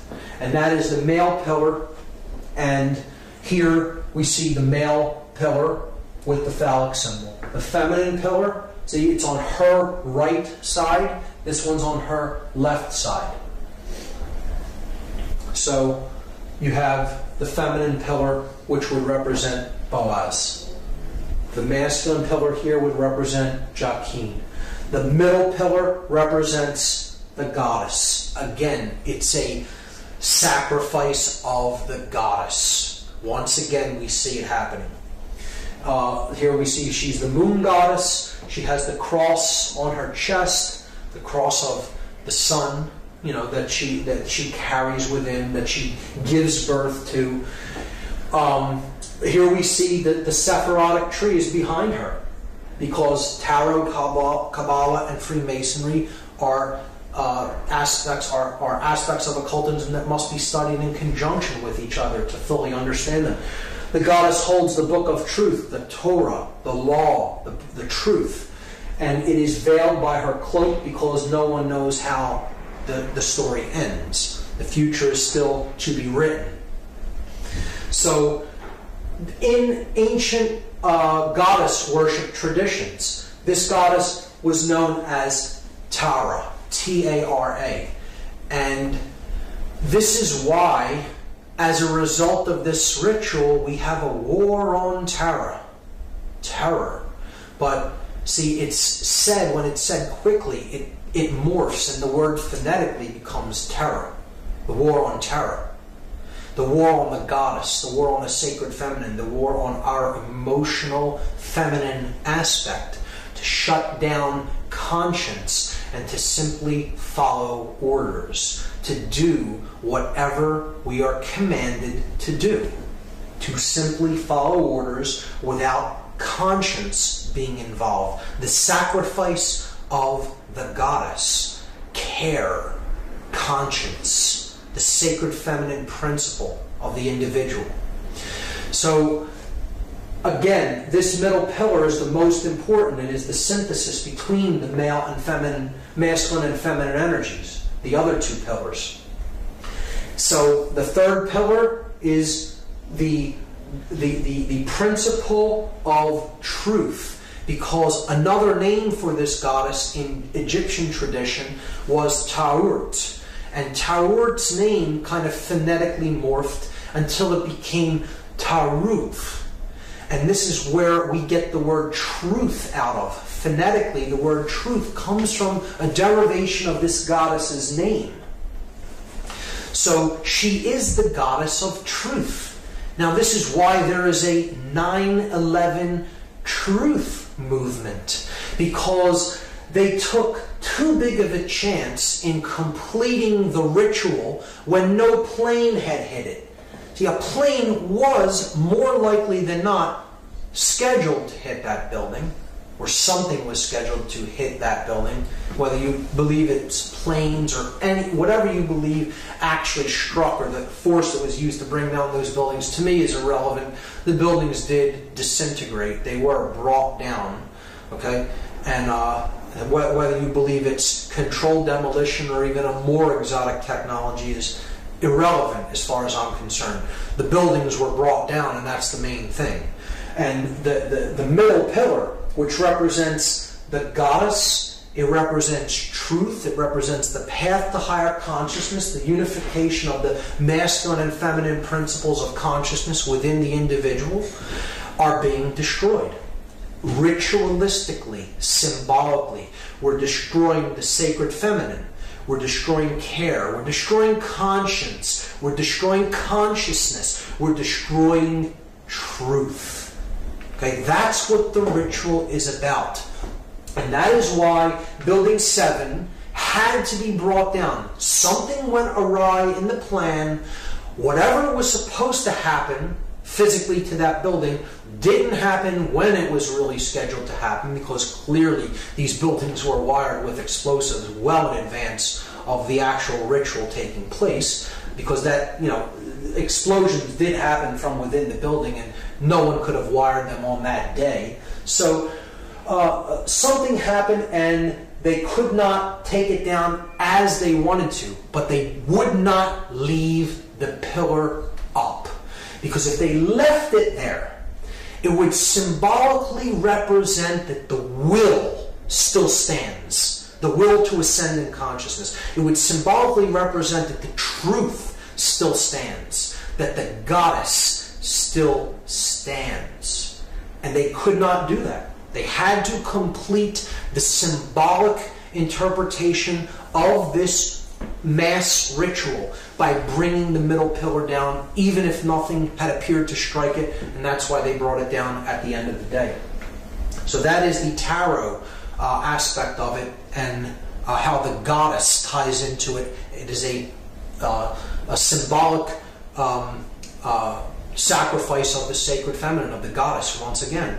And now a clear example here of the three pillars that we've already seen in the Freemasonic tracing board. Again, the masculine or solar pillar of Joachim, the feminine or lunar pillar of Boaz, and then the pillar of Jacob, Jacob's ladder, the middle pillar, the one that gets you through the stargate. Okay,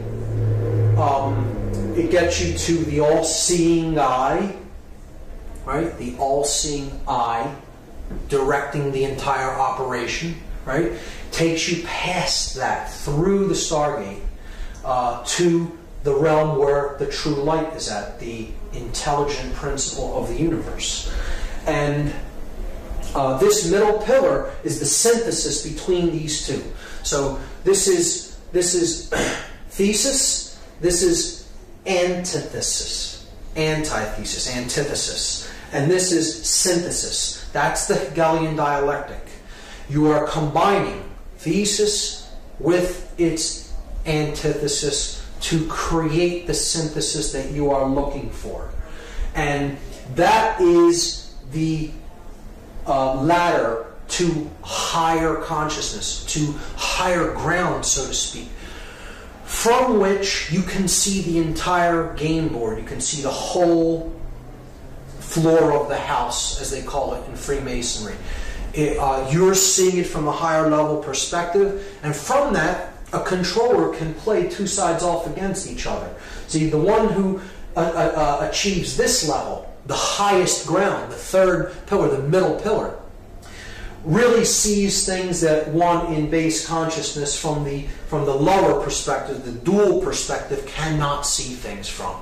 So they can be easily played off like a puppet master playing off two puppets on strings against each other. So that's how the Hegelian dialectic works, and that's exactly how they used this event. They're playing off two sides against each other, the Christian nations against the Muslim nations, when in fact, those who want the synthesis created the whole thing. They orchestrated the entire thing. And they got their synthesis, rushing off into wars with countries that really did not have anything to do with the events of that day, because it was a highly orchestrated occultic event controlled by the hidden sorcerers from behind the scenes, and this entire operation was directed from that all-seeing eye, the Pentagon. So bringing down the middle pillar at the end here could represent, well, once a puppet master climbs up to a higher level to control two sides against each other, he has to destroy his ladder so no one can come up to reach him where he's at to discover that he's the one pulling the strings. See, in that symbolic context, that's why they destroy the middle pillar there. So in any context, it works. To understand also in Freemasonry, Hiram Abiff is a representation of truth or conscience, right? He is the middle pillar here. He is the grand architect of Solomon's Temple, the greater architect. Hiram, king of Tyre, being the lesser architect. representing the square. Hiram Abiff represents this G in the middle, the grand architect. He is the grand architect for Solomon, who represents the compass on the Masonic compass and square. So he is also a manifestation of the truth that is the synthesis between the male and female aspects. See, and he's wearing a blindfold. Truth is blind. And again, it could symbolize an initiate who is initially blind, and then he gradually becomes the all-seeing eye through his ascent to the higher level of awareness. He begins on the floor of the house, blind to the light. He ends up at the all-seeing eye. Again, a symbolic understanding of consciousness as a journey from darkness into light.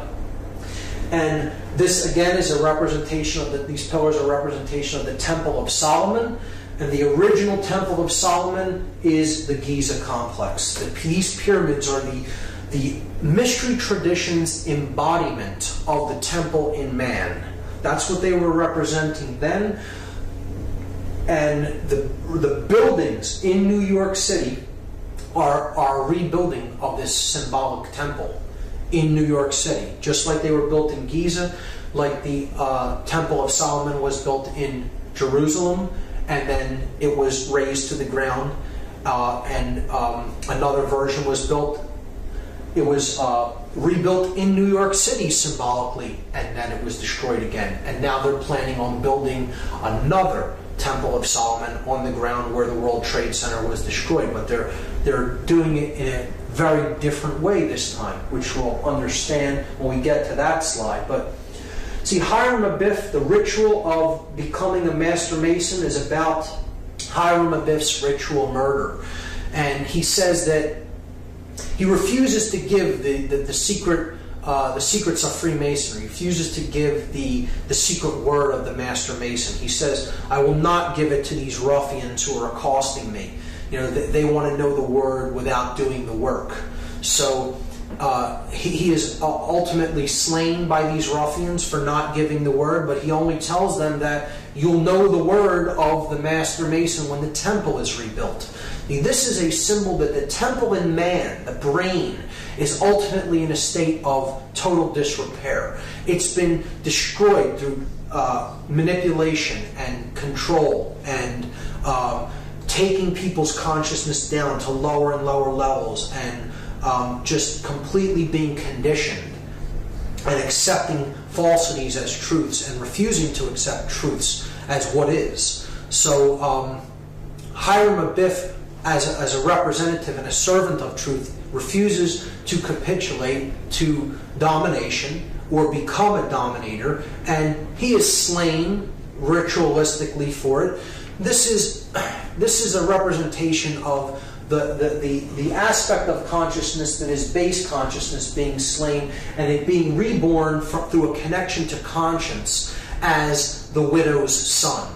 See, the widow's son is who Hiram Abiff is. And this is the son, again, of the limbic brain, the mother aspect, the feminine aspect, who does not have a male counterpart because the reptile complex, the base brain, has been put into check by our intuitive side and our conscience. So then the male child of proper moral action, the unified neocortex, is born of the widow, the mother without the father or the virgin birth. It's the Christ story retold in a different way. The widow's son is born. The unified neocortex bears the person of proper moral action because they're being born of the intuitive feminine part of the brain, and the male dominator reptilian part of the brain has fallen away. He's fallen dead. Okay, so that's what the story of Hiram Abiff is about. And he's saying to the ruffians, those in base consciousness who threatened to kill him for not giving the secrets of Freemasonry, you'll know the word when the temple here is rebuilt. And the word, the lost word of Freemasonry is equilibrium. That is the lost word. Because equilibrium is what we're striving for between the hemispheres of our brain. and the masculine and feminine polarities that are indwelling within us. So they have to come to a state of equilibrium, and then the temple will be rebuilt. The brain will operate in global coherence across both brain hemispheres, and the third eye will be opened, and cosmic consciousness will be awakened. That is what this story is about, and that is what the ritual murder of Hiram Abiff is about. And we'll keep that in mind when we understand that there is a new temple being built on the ruins of the old temple in New York City. Again, the complex of the World Trade Center is a symbolic representation of the original Temple of Solomon, the pyramid complex at Giza. Rebuilt in Washington, D.C., here we see the 3 pillars at Giza, 2 extremely large towers or pillars, and 1 small one. And we see it rebuilt here, the 2 large towers, and then the one that is less than half of the size of the other 2. This sphere here is a representation of the Sphinx, okay, at the base of these columns. So these columns are also a symbol of the Babylonian gold-headed man depicted in the dream of Nebuchadnezzar in the book of Daniel, a prophetic book in the Bible. The gold-headed man represents centralized authority, pharaonic rule, or total hegemony, the unquestioned global ruler, the one world order, the church and state unified in the head of gold. And as dynasties went on, power diminishes. It goes through the Silver Age, then it goes into the Bronze Age, and eventually you have the separation of church and state. And you have the iron legs of the separation of church and state, and then you eventually get to the clay feet if you study this symbology in Daniel. And it's understanding how power is amassed, and eventually through time it is diminished until they're trying to get back from this level to this level. And that is what the Dark New World Order would be. The destruction of the 2 pillars and the combining of them into one centralized authority, one world state and religion. That's what the New World Order ultimately is about, the Dark New World Order. So they're destroying these 2 iron legs. They're destroying the iron legs of the Babylonian gold-headed man to try to get back to one centralized authority of church and state. These pillars could be seen symbolically as church and state being destroyed. So where do we see the concepts of church and state? We see them in tarot on the death card of the major arcana. So we see the rider, death, on the white horse, coming with the flag, the black flag that has the inverted pentagram on it, the destruction of spirit. He is running down a king, and he's getting ready to run down a pope or a priest. So this is the ruler of state, this is the ruler of church or religion, and he's running them both down, destroying church and state. And you see in the background the 2 pillars with the setting sun in the background. The light going out from the world between the 2 columns. Highly symbolic. This is a representation of the new temple that they're building. In place of where the 2 pillars stood, they're planning on erecting one from where the 2 stood. The thesis and antithesis destroyed, the synthesis is created. The phallic symbol, the one male phallic symbol, erected in place where the symbols of church and state symbolically once stood. You know, obviously they weren't buildings that really represent that, but they're symbolic analogs to these concepts. And putting the 1 pillar up in the place where the 2 stood is the rebuilding of the destroyed Temple of Solomon in New York. The sun and the moon, and now only the sun or phallic symbol, the male tower, remains. That is what 9/11 was about. Incidentally, the Freedom Tower is what that building is going to be called, and it's scheduled for completion in the year 2012. I'm sure to correlate with other dark prophecies of apocalypse or Armageddon, and which isn't what I see 2012 as being at all. I see it really being the birth of consciousness, because they're not able to put consciousness down. Their ritual failed. There is hope in the fact that the Building 7 stood, and they had to bring it down and essentially screwed up the entire thing by really making people come online and understand that this was an inside job and this was an occult ritual by bringing down that middle pillar when nothing had hit it. So that was the ultimate mistake in this whole ritual enactment, and as far as I'm concerned, they did not fulfill the agenda that they were trying to fulfill by this ritual being enacted. Instead, they initiated a great awakening within the human population. As the researcher Michael Tessarian is fond of saying, did 9/11 shake us up, or did it? So now, just as we did with the reverse of the Great Seal on the back of the $1 bill, I'm going to examine the gematria, the occultic numerology involved in the 9/11 event. These are the numbers of the 3 flights that struck these 3 buildings. The North Tower was struck by Flight 11, the South Tower was struck by Flight 175, and the Pentagon was allegedly struck by Flight 77.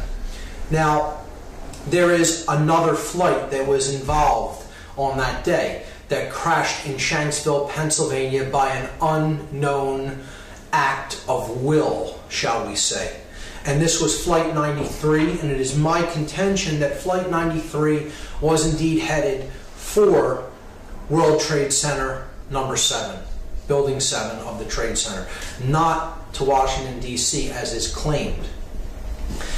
And this, to me, makes much more sense than it heading toward Washington, D.C., because I believe it was there to strike a building that had already been wired to allegedly collapse, as the 2 twin towers were, and that was Building 7. And the flight not making it to that building meant that they had to make a decision about whether to pull that building or to allow it to stand, and we know what they chose. So I'm going to place 93 over Building 7, and at first this would seem like a very arbitrary arrangement of numbers, and that these numbers don't have any commonalities to them, until we begin to perform gematria upon them. And then we see a very clear pattern emerge. So I'm going to leave 11 as is for now, and I'm going to reduce or add these 2 numbers together and get a total. So 9 plus 3 is 12. 1 plus 7 plus 5 is 13, and 7 plus 7 is 14. So now, the 4 planes, we have a clear pattern. We have the pattern 11, 12, 13, and 14. And we can further reduce those down to 1 digit. We add 1 plus 1 and we get 2. 1 plus 2 is 3. 1 plus 3 is 4. 1 plus 4 is 5. So we have the pattern 2, 3, 4, 5. When we add those together, 2 plus 3 plus 4 plus 5, we get the total 14. And again, there's that symbolic number again that totals 5, that is about the 5 elements: earth, air, water, fire, and spirit. But it is the separation of them, the 1 and the 4, the spirit and then the 4 elements. This is the 14th level of that pyramid, where the light is at, the 13 levels of stone, and then the light at the top, the 14th level. So look at the 9/11 date, 9/11/2001. You add up all of these numbers, 9 plus 1 plus 1 plus 2 plus 1 in 2001, and you get 14 again. So not only is it the date, it's the powers that did the act. Okay? The 4 planes totaled to 14. Their digits all totaled make 14. So the powers that performed this act are the 14, and this correlates with the 14th level of this pyramid, or the illuminated ones, the sorcerers behind the scenes that are manipulating the events of the world. So we have this arrangement on the building: 77 at the Pentagon, 11 at the North Tower, 175 at the South Tower, 93 at Building 7. If we add the two planes that struck these towers together, we get the number 186. 175 plus 11 is 186. Now, these are the planes that struck the twin towers, the North and South Tower. What if we equally distribute that number between the two buildings by dividing it into two? 186 divided by 2 is 93. So there is 93, 93, 93 on every building, and we've already seen what 93 represents. It represents the will to ascend out of illusion, out of base consciousness, and into cosmic awareness, or higher levels of consciousness. 93 is the number of willpower and of love. It is essentially the same force, the force that expands consciousness, love, or will to ascend, to put what we think and feel into action, to use our willpower. So we are left with only two numbers that symbolically represent the events of this day: 77 and 93. And these are two extremely significant occult numbers in numerology, because they represent two completely different concepts. And we have to look at these two numbers as they relate to a third number, the number 777, which we've already seen is the number of God, or completion, or perfection. We saw that earlier. The 7 chakras, the 7 planets that can be seen with the naked eye, tripled for the 3 aspects of consciousness, unified as one to total 3. Again, it's the number of God, the number of completion, or the number of perfection. 93 in relation to this number 777. Just like 777 totals 21, which totals 3, 93 totals 12, which reduces to 3. So they equal the same thing, which means they equal the same. They mean the same thing. So love is 93. Will is the concept of 93. It is the number of ascension. So all of these ideas are the same. They mean the same thing. In gematria, when numerological additions total the same value, the words that they represent really mean the same thing. So 93 is 777, is love, is will, is ascension, is God, is completion, is perfection. These are all the same concept.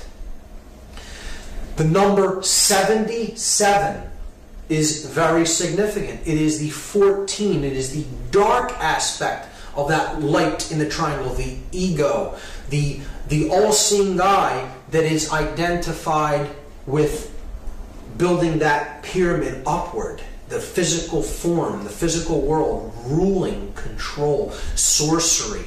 It is the force of chaos. The number 77 represents chaos in all forms of occultism. It represents the sorcerer. It is the sorcerer's number.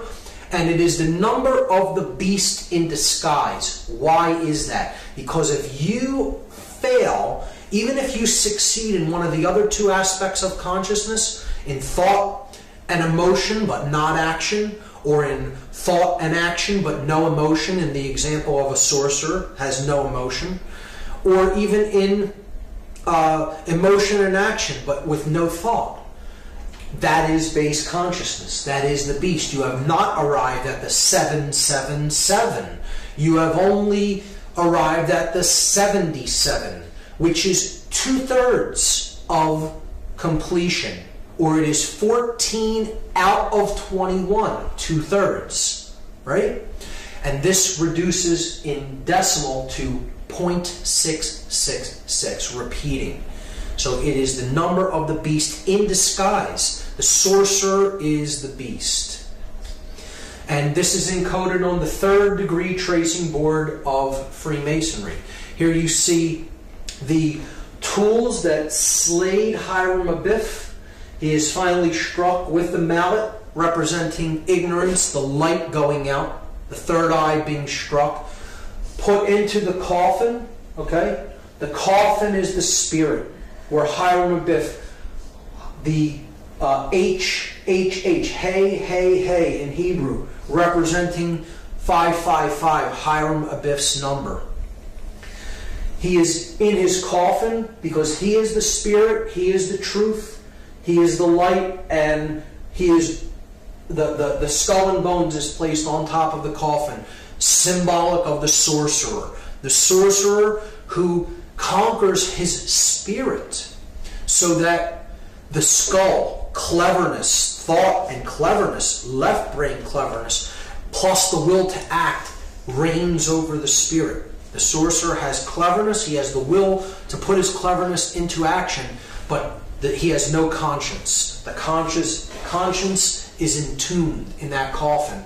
And an individual such as this is headed west. They are headed toward the realm of darkness and death, to the west, not toward the realm of light, to the east.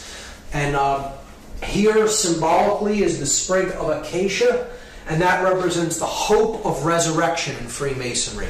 So this is the hope that one who has destroyed their own spirit through their usage of their intellect and their will to act in an egoic fashion may indeed still be able to resurrect the spirit and come to a place of moral uprightness and conscience. So that is what this tracing board represents, and it is the 3rd degree tracing board. It is saying you may now be initiated into some of the mystery, into some of the knowledge, but you must use that with spirit intact and not use it as a sorcerer. Otherwise you are headed west and you are not headed toward the true realm of light, which lies to the east.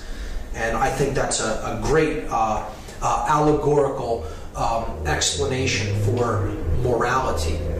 And we see, therefore, that the two numbers that this ritual reduces down to is 77 and 93, and the positions that they are in is all telling.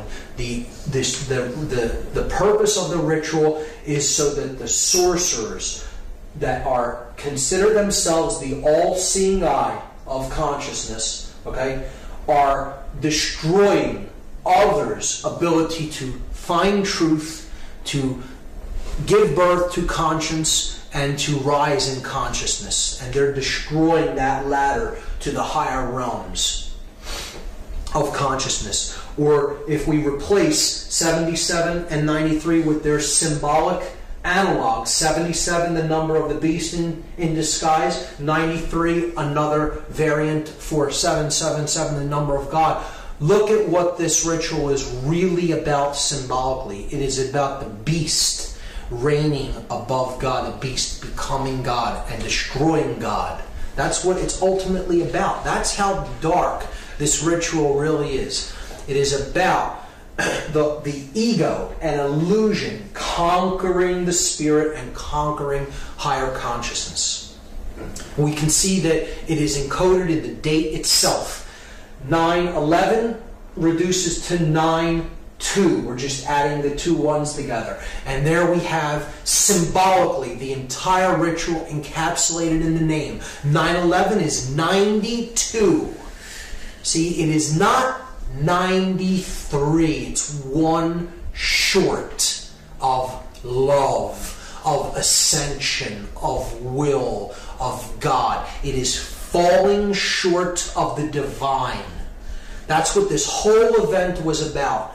That the idea that human will is falling short, and now the time of the beast is upon us. See, 92 out of 93, falling short of love, will, ascension, God, is reduces to 11 out of 12, which reduces to 2 out of 3, which again is the number of base consciousness. It is the number of the beast when it is reduced to its decimal format. And that's what the whole ritual of 9/11 was ultimately all about. It is about the destruction of the ladder to God, bringing down the Kabbalistic tree of life, the 10 Sephirot, 1, 2, and 7, bringing them down to destroy the ladder with which we can use to ascend in consciousness. It is about the destruction of the truth and the goddess, a human sacrifice ritual. Those people were ritualistically sacrificed in this evil doing. And it is about the destruction of the sacred feminine, of care, of truth. Another ritual to immolate the goddess of care. The goddess that represents the earth. Terra. Again, you hear politicians say, if you are not with us, you are with the terrorists. Tara, the goddess, the Mother Earth. Terra is the name for earth. If you're not with us, you're with those who side with the earth and the Mother Goddess, right? And it was also used to create the Hegelian dialectic, the bringing down of thesis and antithesis to create synthesis, the sorcerer's middle pillar. That's what the event of 9/11, 2001 was all about. An occult ritual to bring about the dark, modified version of the Hegelian dialectic. Chaos, confusion, opportunity. General Douglas MacArthur talked about the Hegelian dialectic. He said, our government has kept us in a perpetual state of fear, kept us in a continuous stampede of patriotic fervor with the cry of grave national emergency. Always there has been some terrible evil at home or some monstrous foreign power that was going to gobble us up if we did not blindly rally behind it. Create the chaos. Get the confused, fearful reaction, and then that's your opportunity to offer the solution that you had in waiting.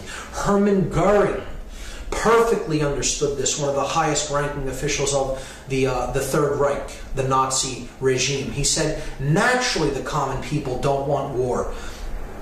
Neither in Russia, nor in England, nor for that matter in Germany.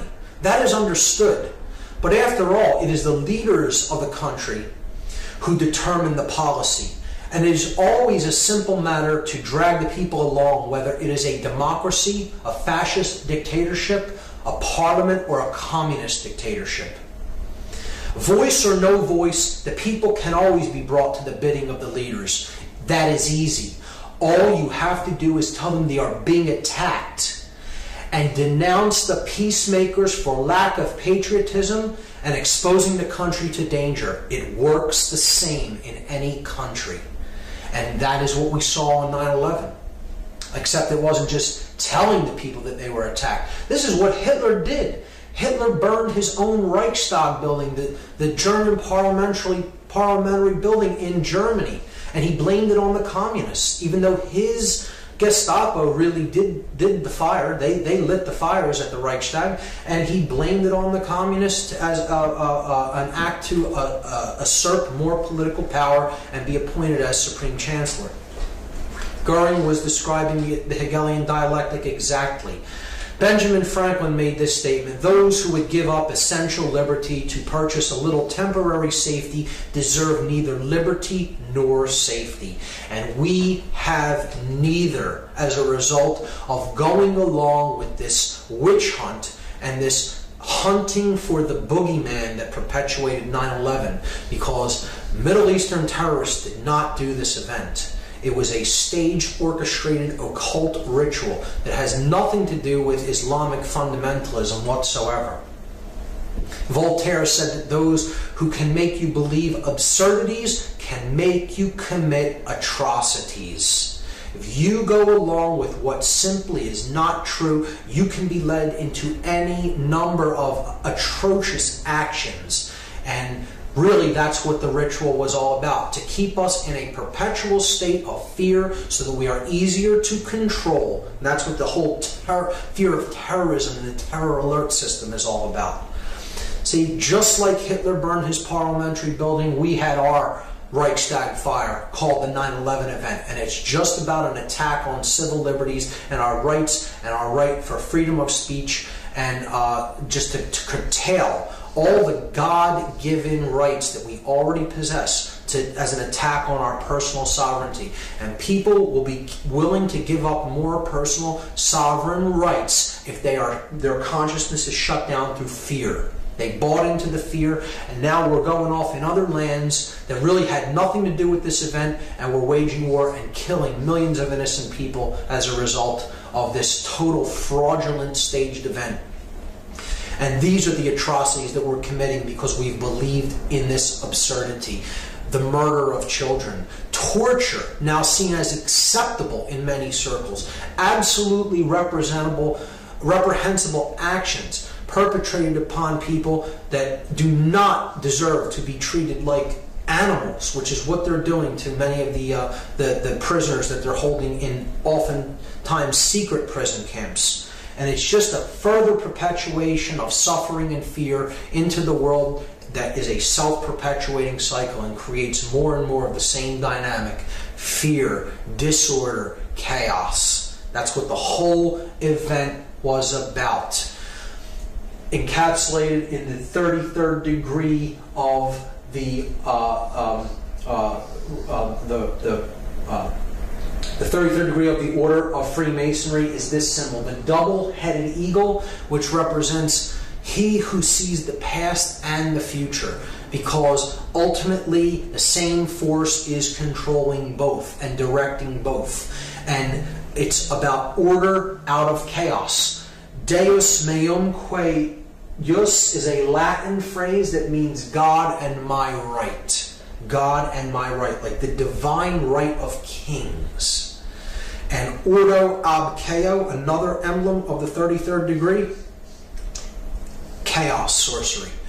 Our brand of order out of our brand of chaos. Now there is a positive interpretation of this emblem and of the phrase ordo ab chaos. Order does indeed arise from chaotic situations when you look at putting water into a vessel and taking it from one level up to a higher level. That is the way consciousness ascends. It has to be a chaotic event, but then it comes up to a higher level and then it maintains equilibrium and order again. So that is a way of seeing this principle as in a positive way, but in this event, certainly dark occultists manipulating sorcerers are orchestrating this event as an example of chaos sorcery, chaos magic, to bring about their Hegelian dialectical order out of the chaotic events that they themselves orchestrated. And that is the final method of manipulation. So now, the last thing I'm going to do in part 2 is talk about what is the globalist esoteric agenda. What is the ultimate agenda that the globalists want to see brought about? Why are they doing all of these things? Why all of this manipulation and mind control? What is the end game? What is the end result of what they're trying to accomplish? What is their agenda? And J. Edgar Hoover, former FBI director, made this statement: the individual is handicapped by coming face to face with a conspiracy so monstrous he cannot believe it exists. The American mind simply has not come to a realization of the evil which has been introduced into our midst. It rejects even the assumption that human creatures could espouse a philosophy which must ultimately destroy all that is good and decent. See, this is why we're in such denial, why we're in such cognitive dissonance about all of this. People will say, I don't care if I had absolute definitive proof that this is exactly what happened and how it happened. I won't believe it anyway. I will choose to believe in something that isn't true because my mind can't go there. It's too uncomfortable for me to accept. And this is the condition Hoover, right here, a former FBI director, is describing. He's describing cognitive dissonance, psychological denial that comes from the refusal to accept the fact that things are as bad as they are. David Rockefeller described this New World Order, what they're trying to put into effect. This agenda, he described it. He said, "We are grateful to the Washington Post, the New York Times, Time Magazine, and other great publications whose directors have attended our meetings and respected their promises of discretion for almost 40 years. It would have been impossible for us to develop our plan for the world if we had been subjected to the lights of publicity during those years." He is thanking the media for their silence and complicity in not exposing the agenda of these global manipulators and their plan for the world.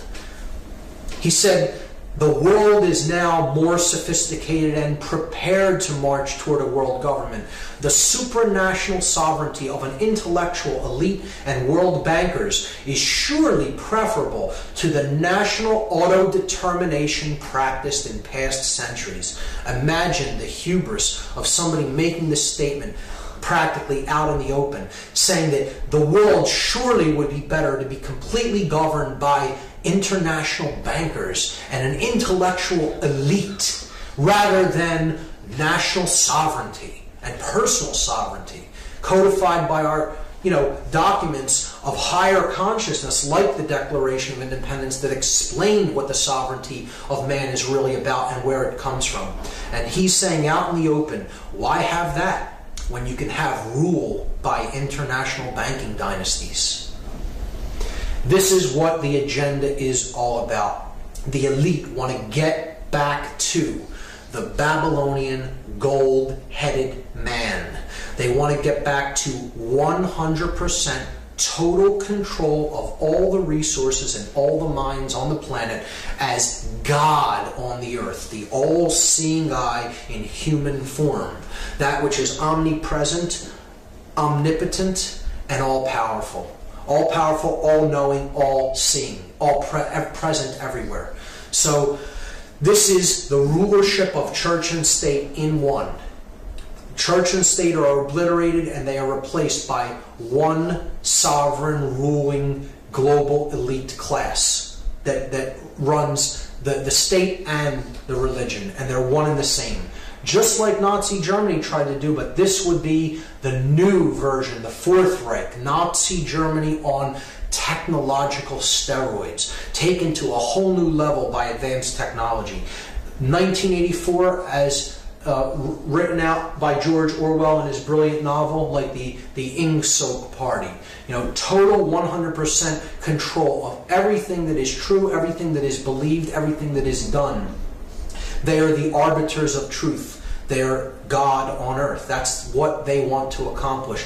They're putting this into practice through trying to eliminate national sovereignty through the erasure of borders and to create national superblock states of nations, like they're doing with the European Union and like they want to try to create with the North American Union of Canada, the United States, and Mexico.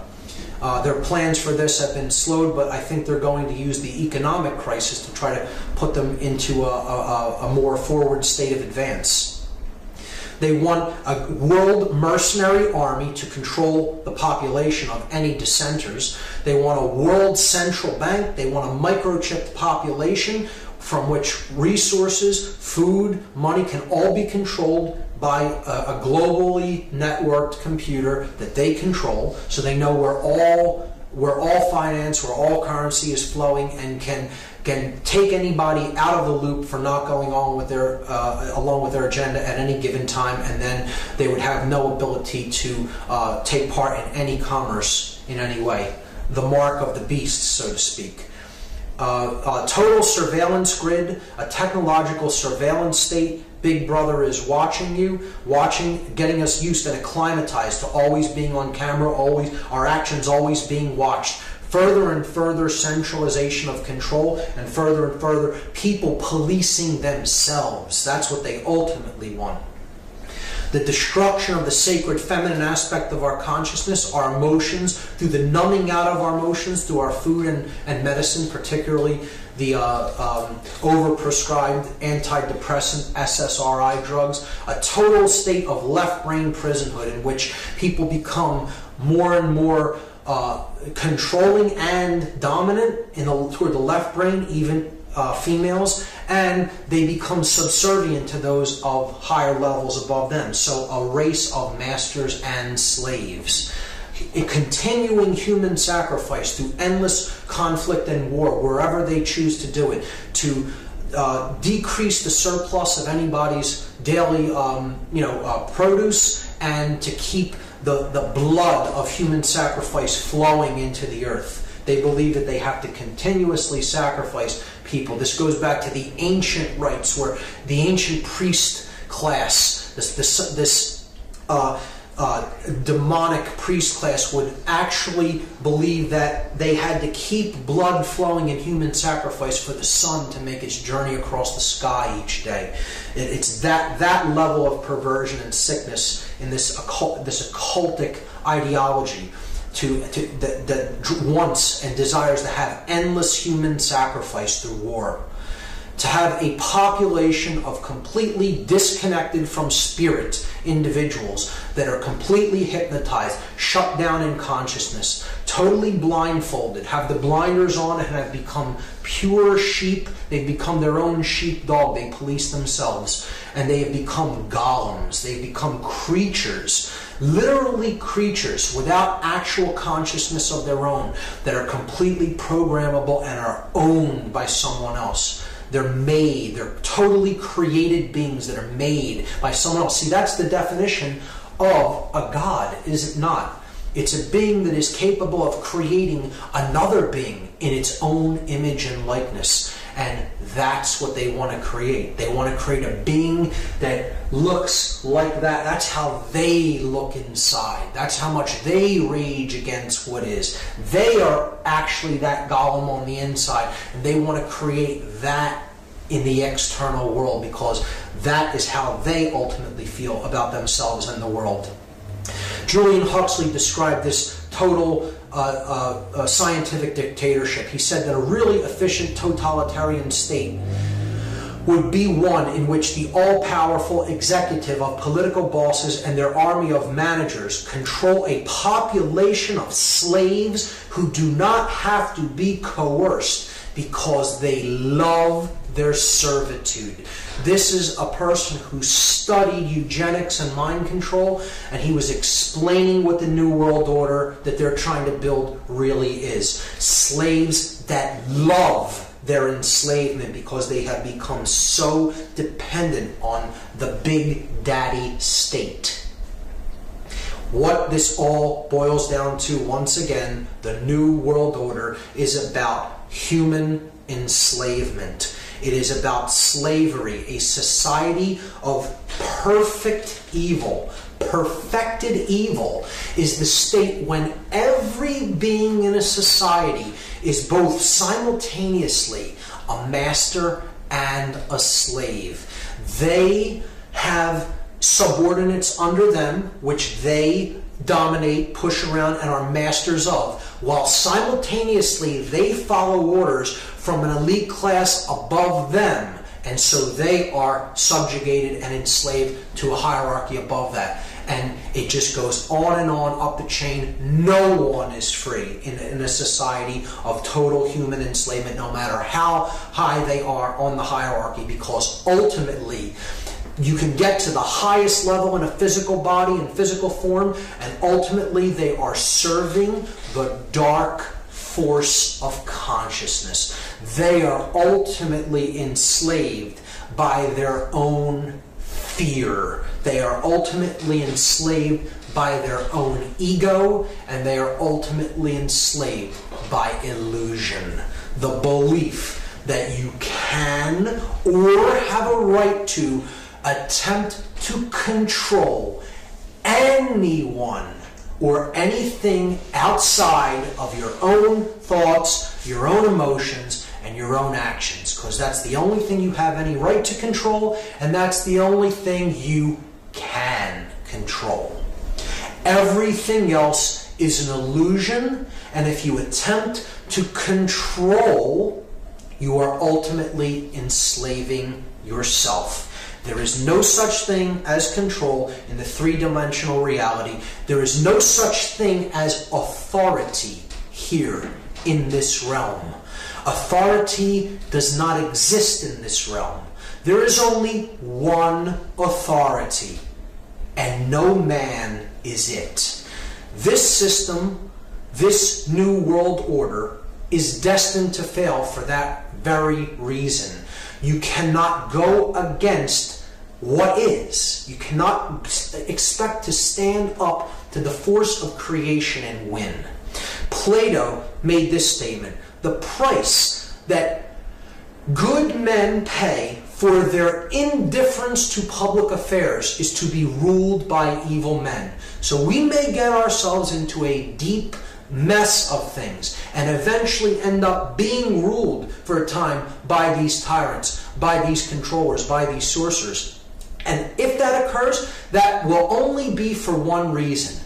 We did not develop the care enough to do anything about it. We did not care. Our indifference to what is going on, to the suffering that's taking place around us, is the only thing that can create our enslavement. And in fact, it is what is driving this process of enslavement. The fact that we do not care about the suffering of anyone but ourselves when we experience it is what's creating this dynamic.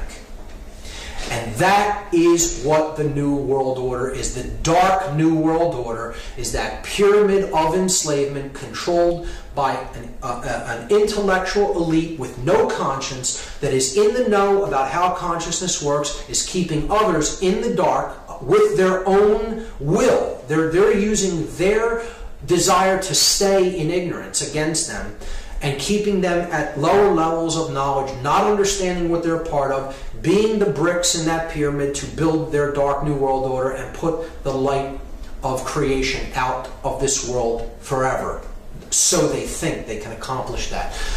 And that is the idea of hell on earth. The perfect state of evil. The slave and master world in which every being is simultaneously a slave and a master of a slave. Hell on earth, it has been described as the dark New World Order. So that is the end of part 3. That is the ultimate agenda that the globalists have for humanity in mind. And in the next part, in part 3, I will be going into how to apply consciousness to this problem so that we can solve it and get out of the current state, the current problem that we are experiencing. So part 3 will be solving the problem through applying what we've learned about consciousness.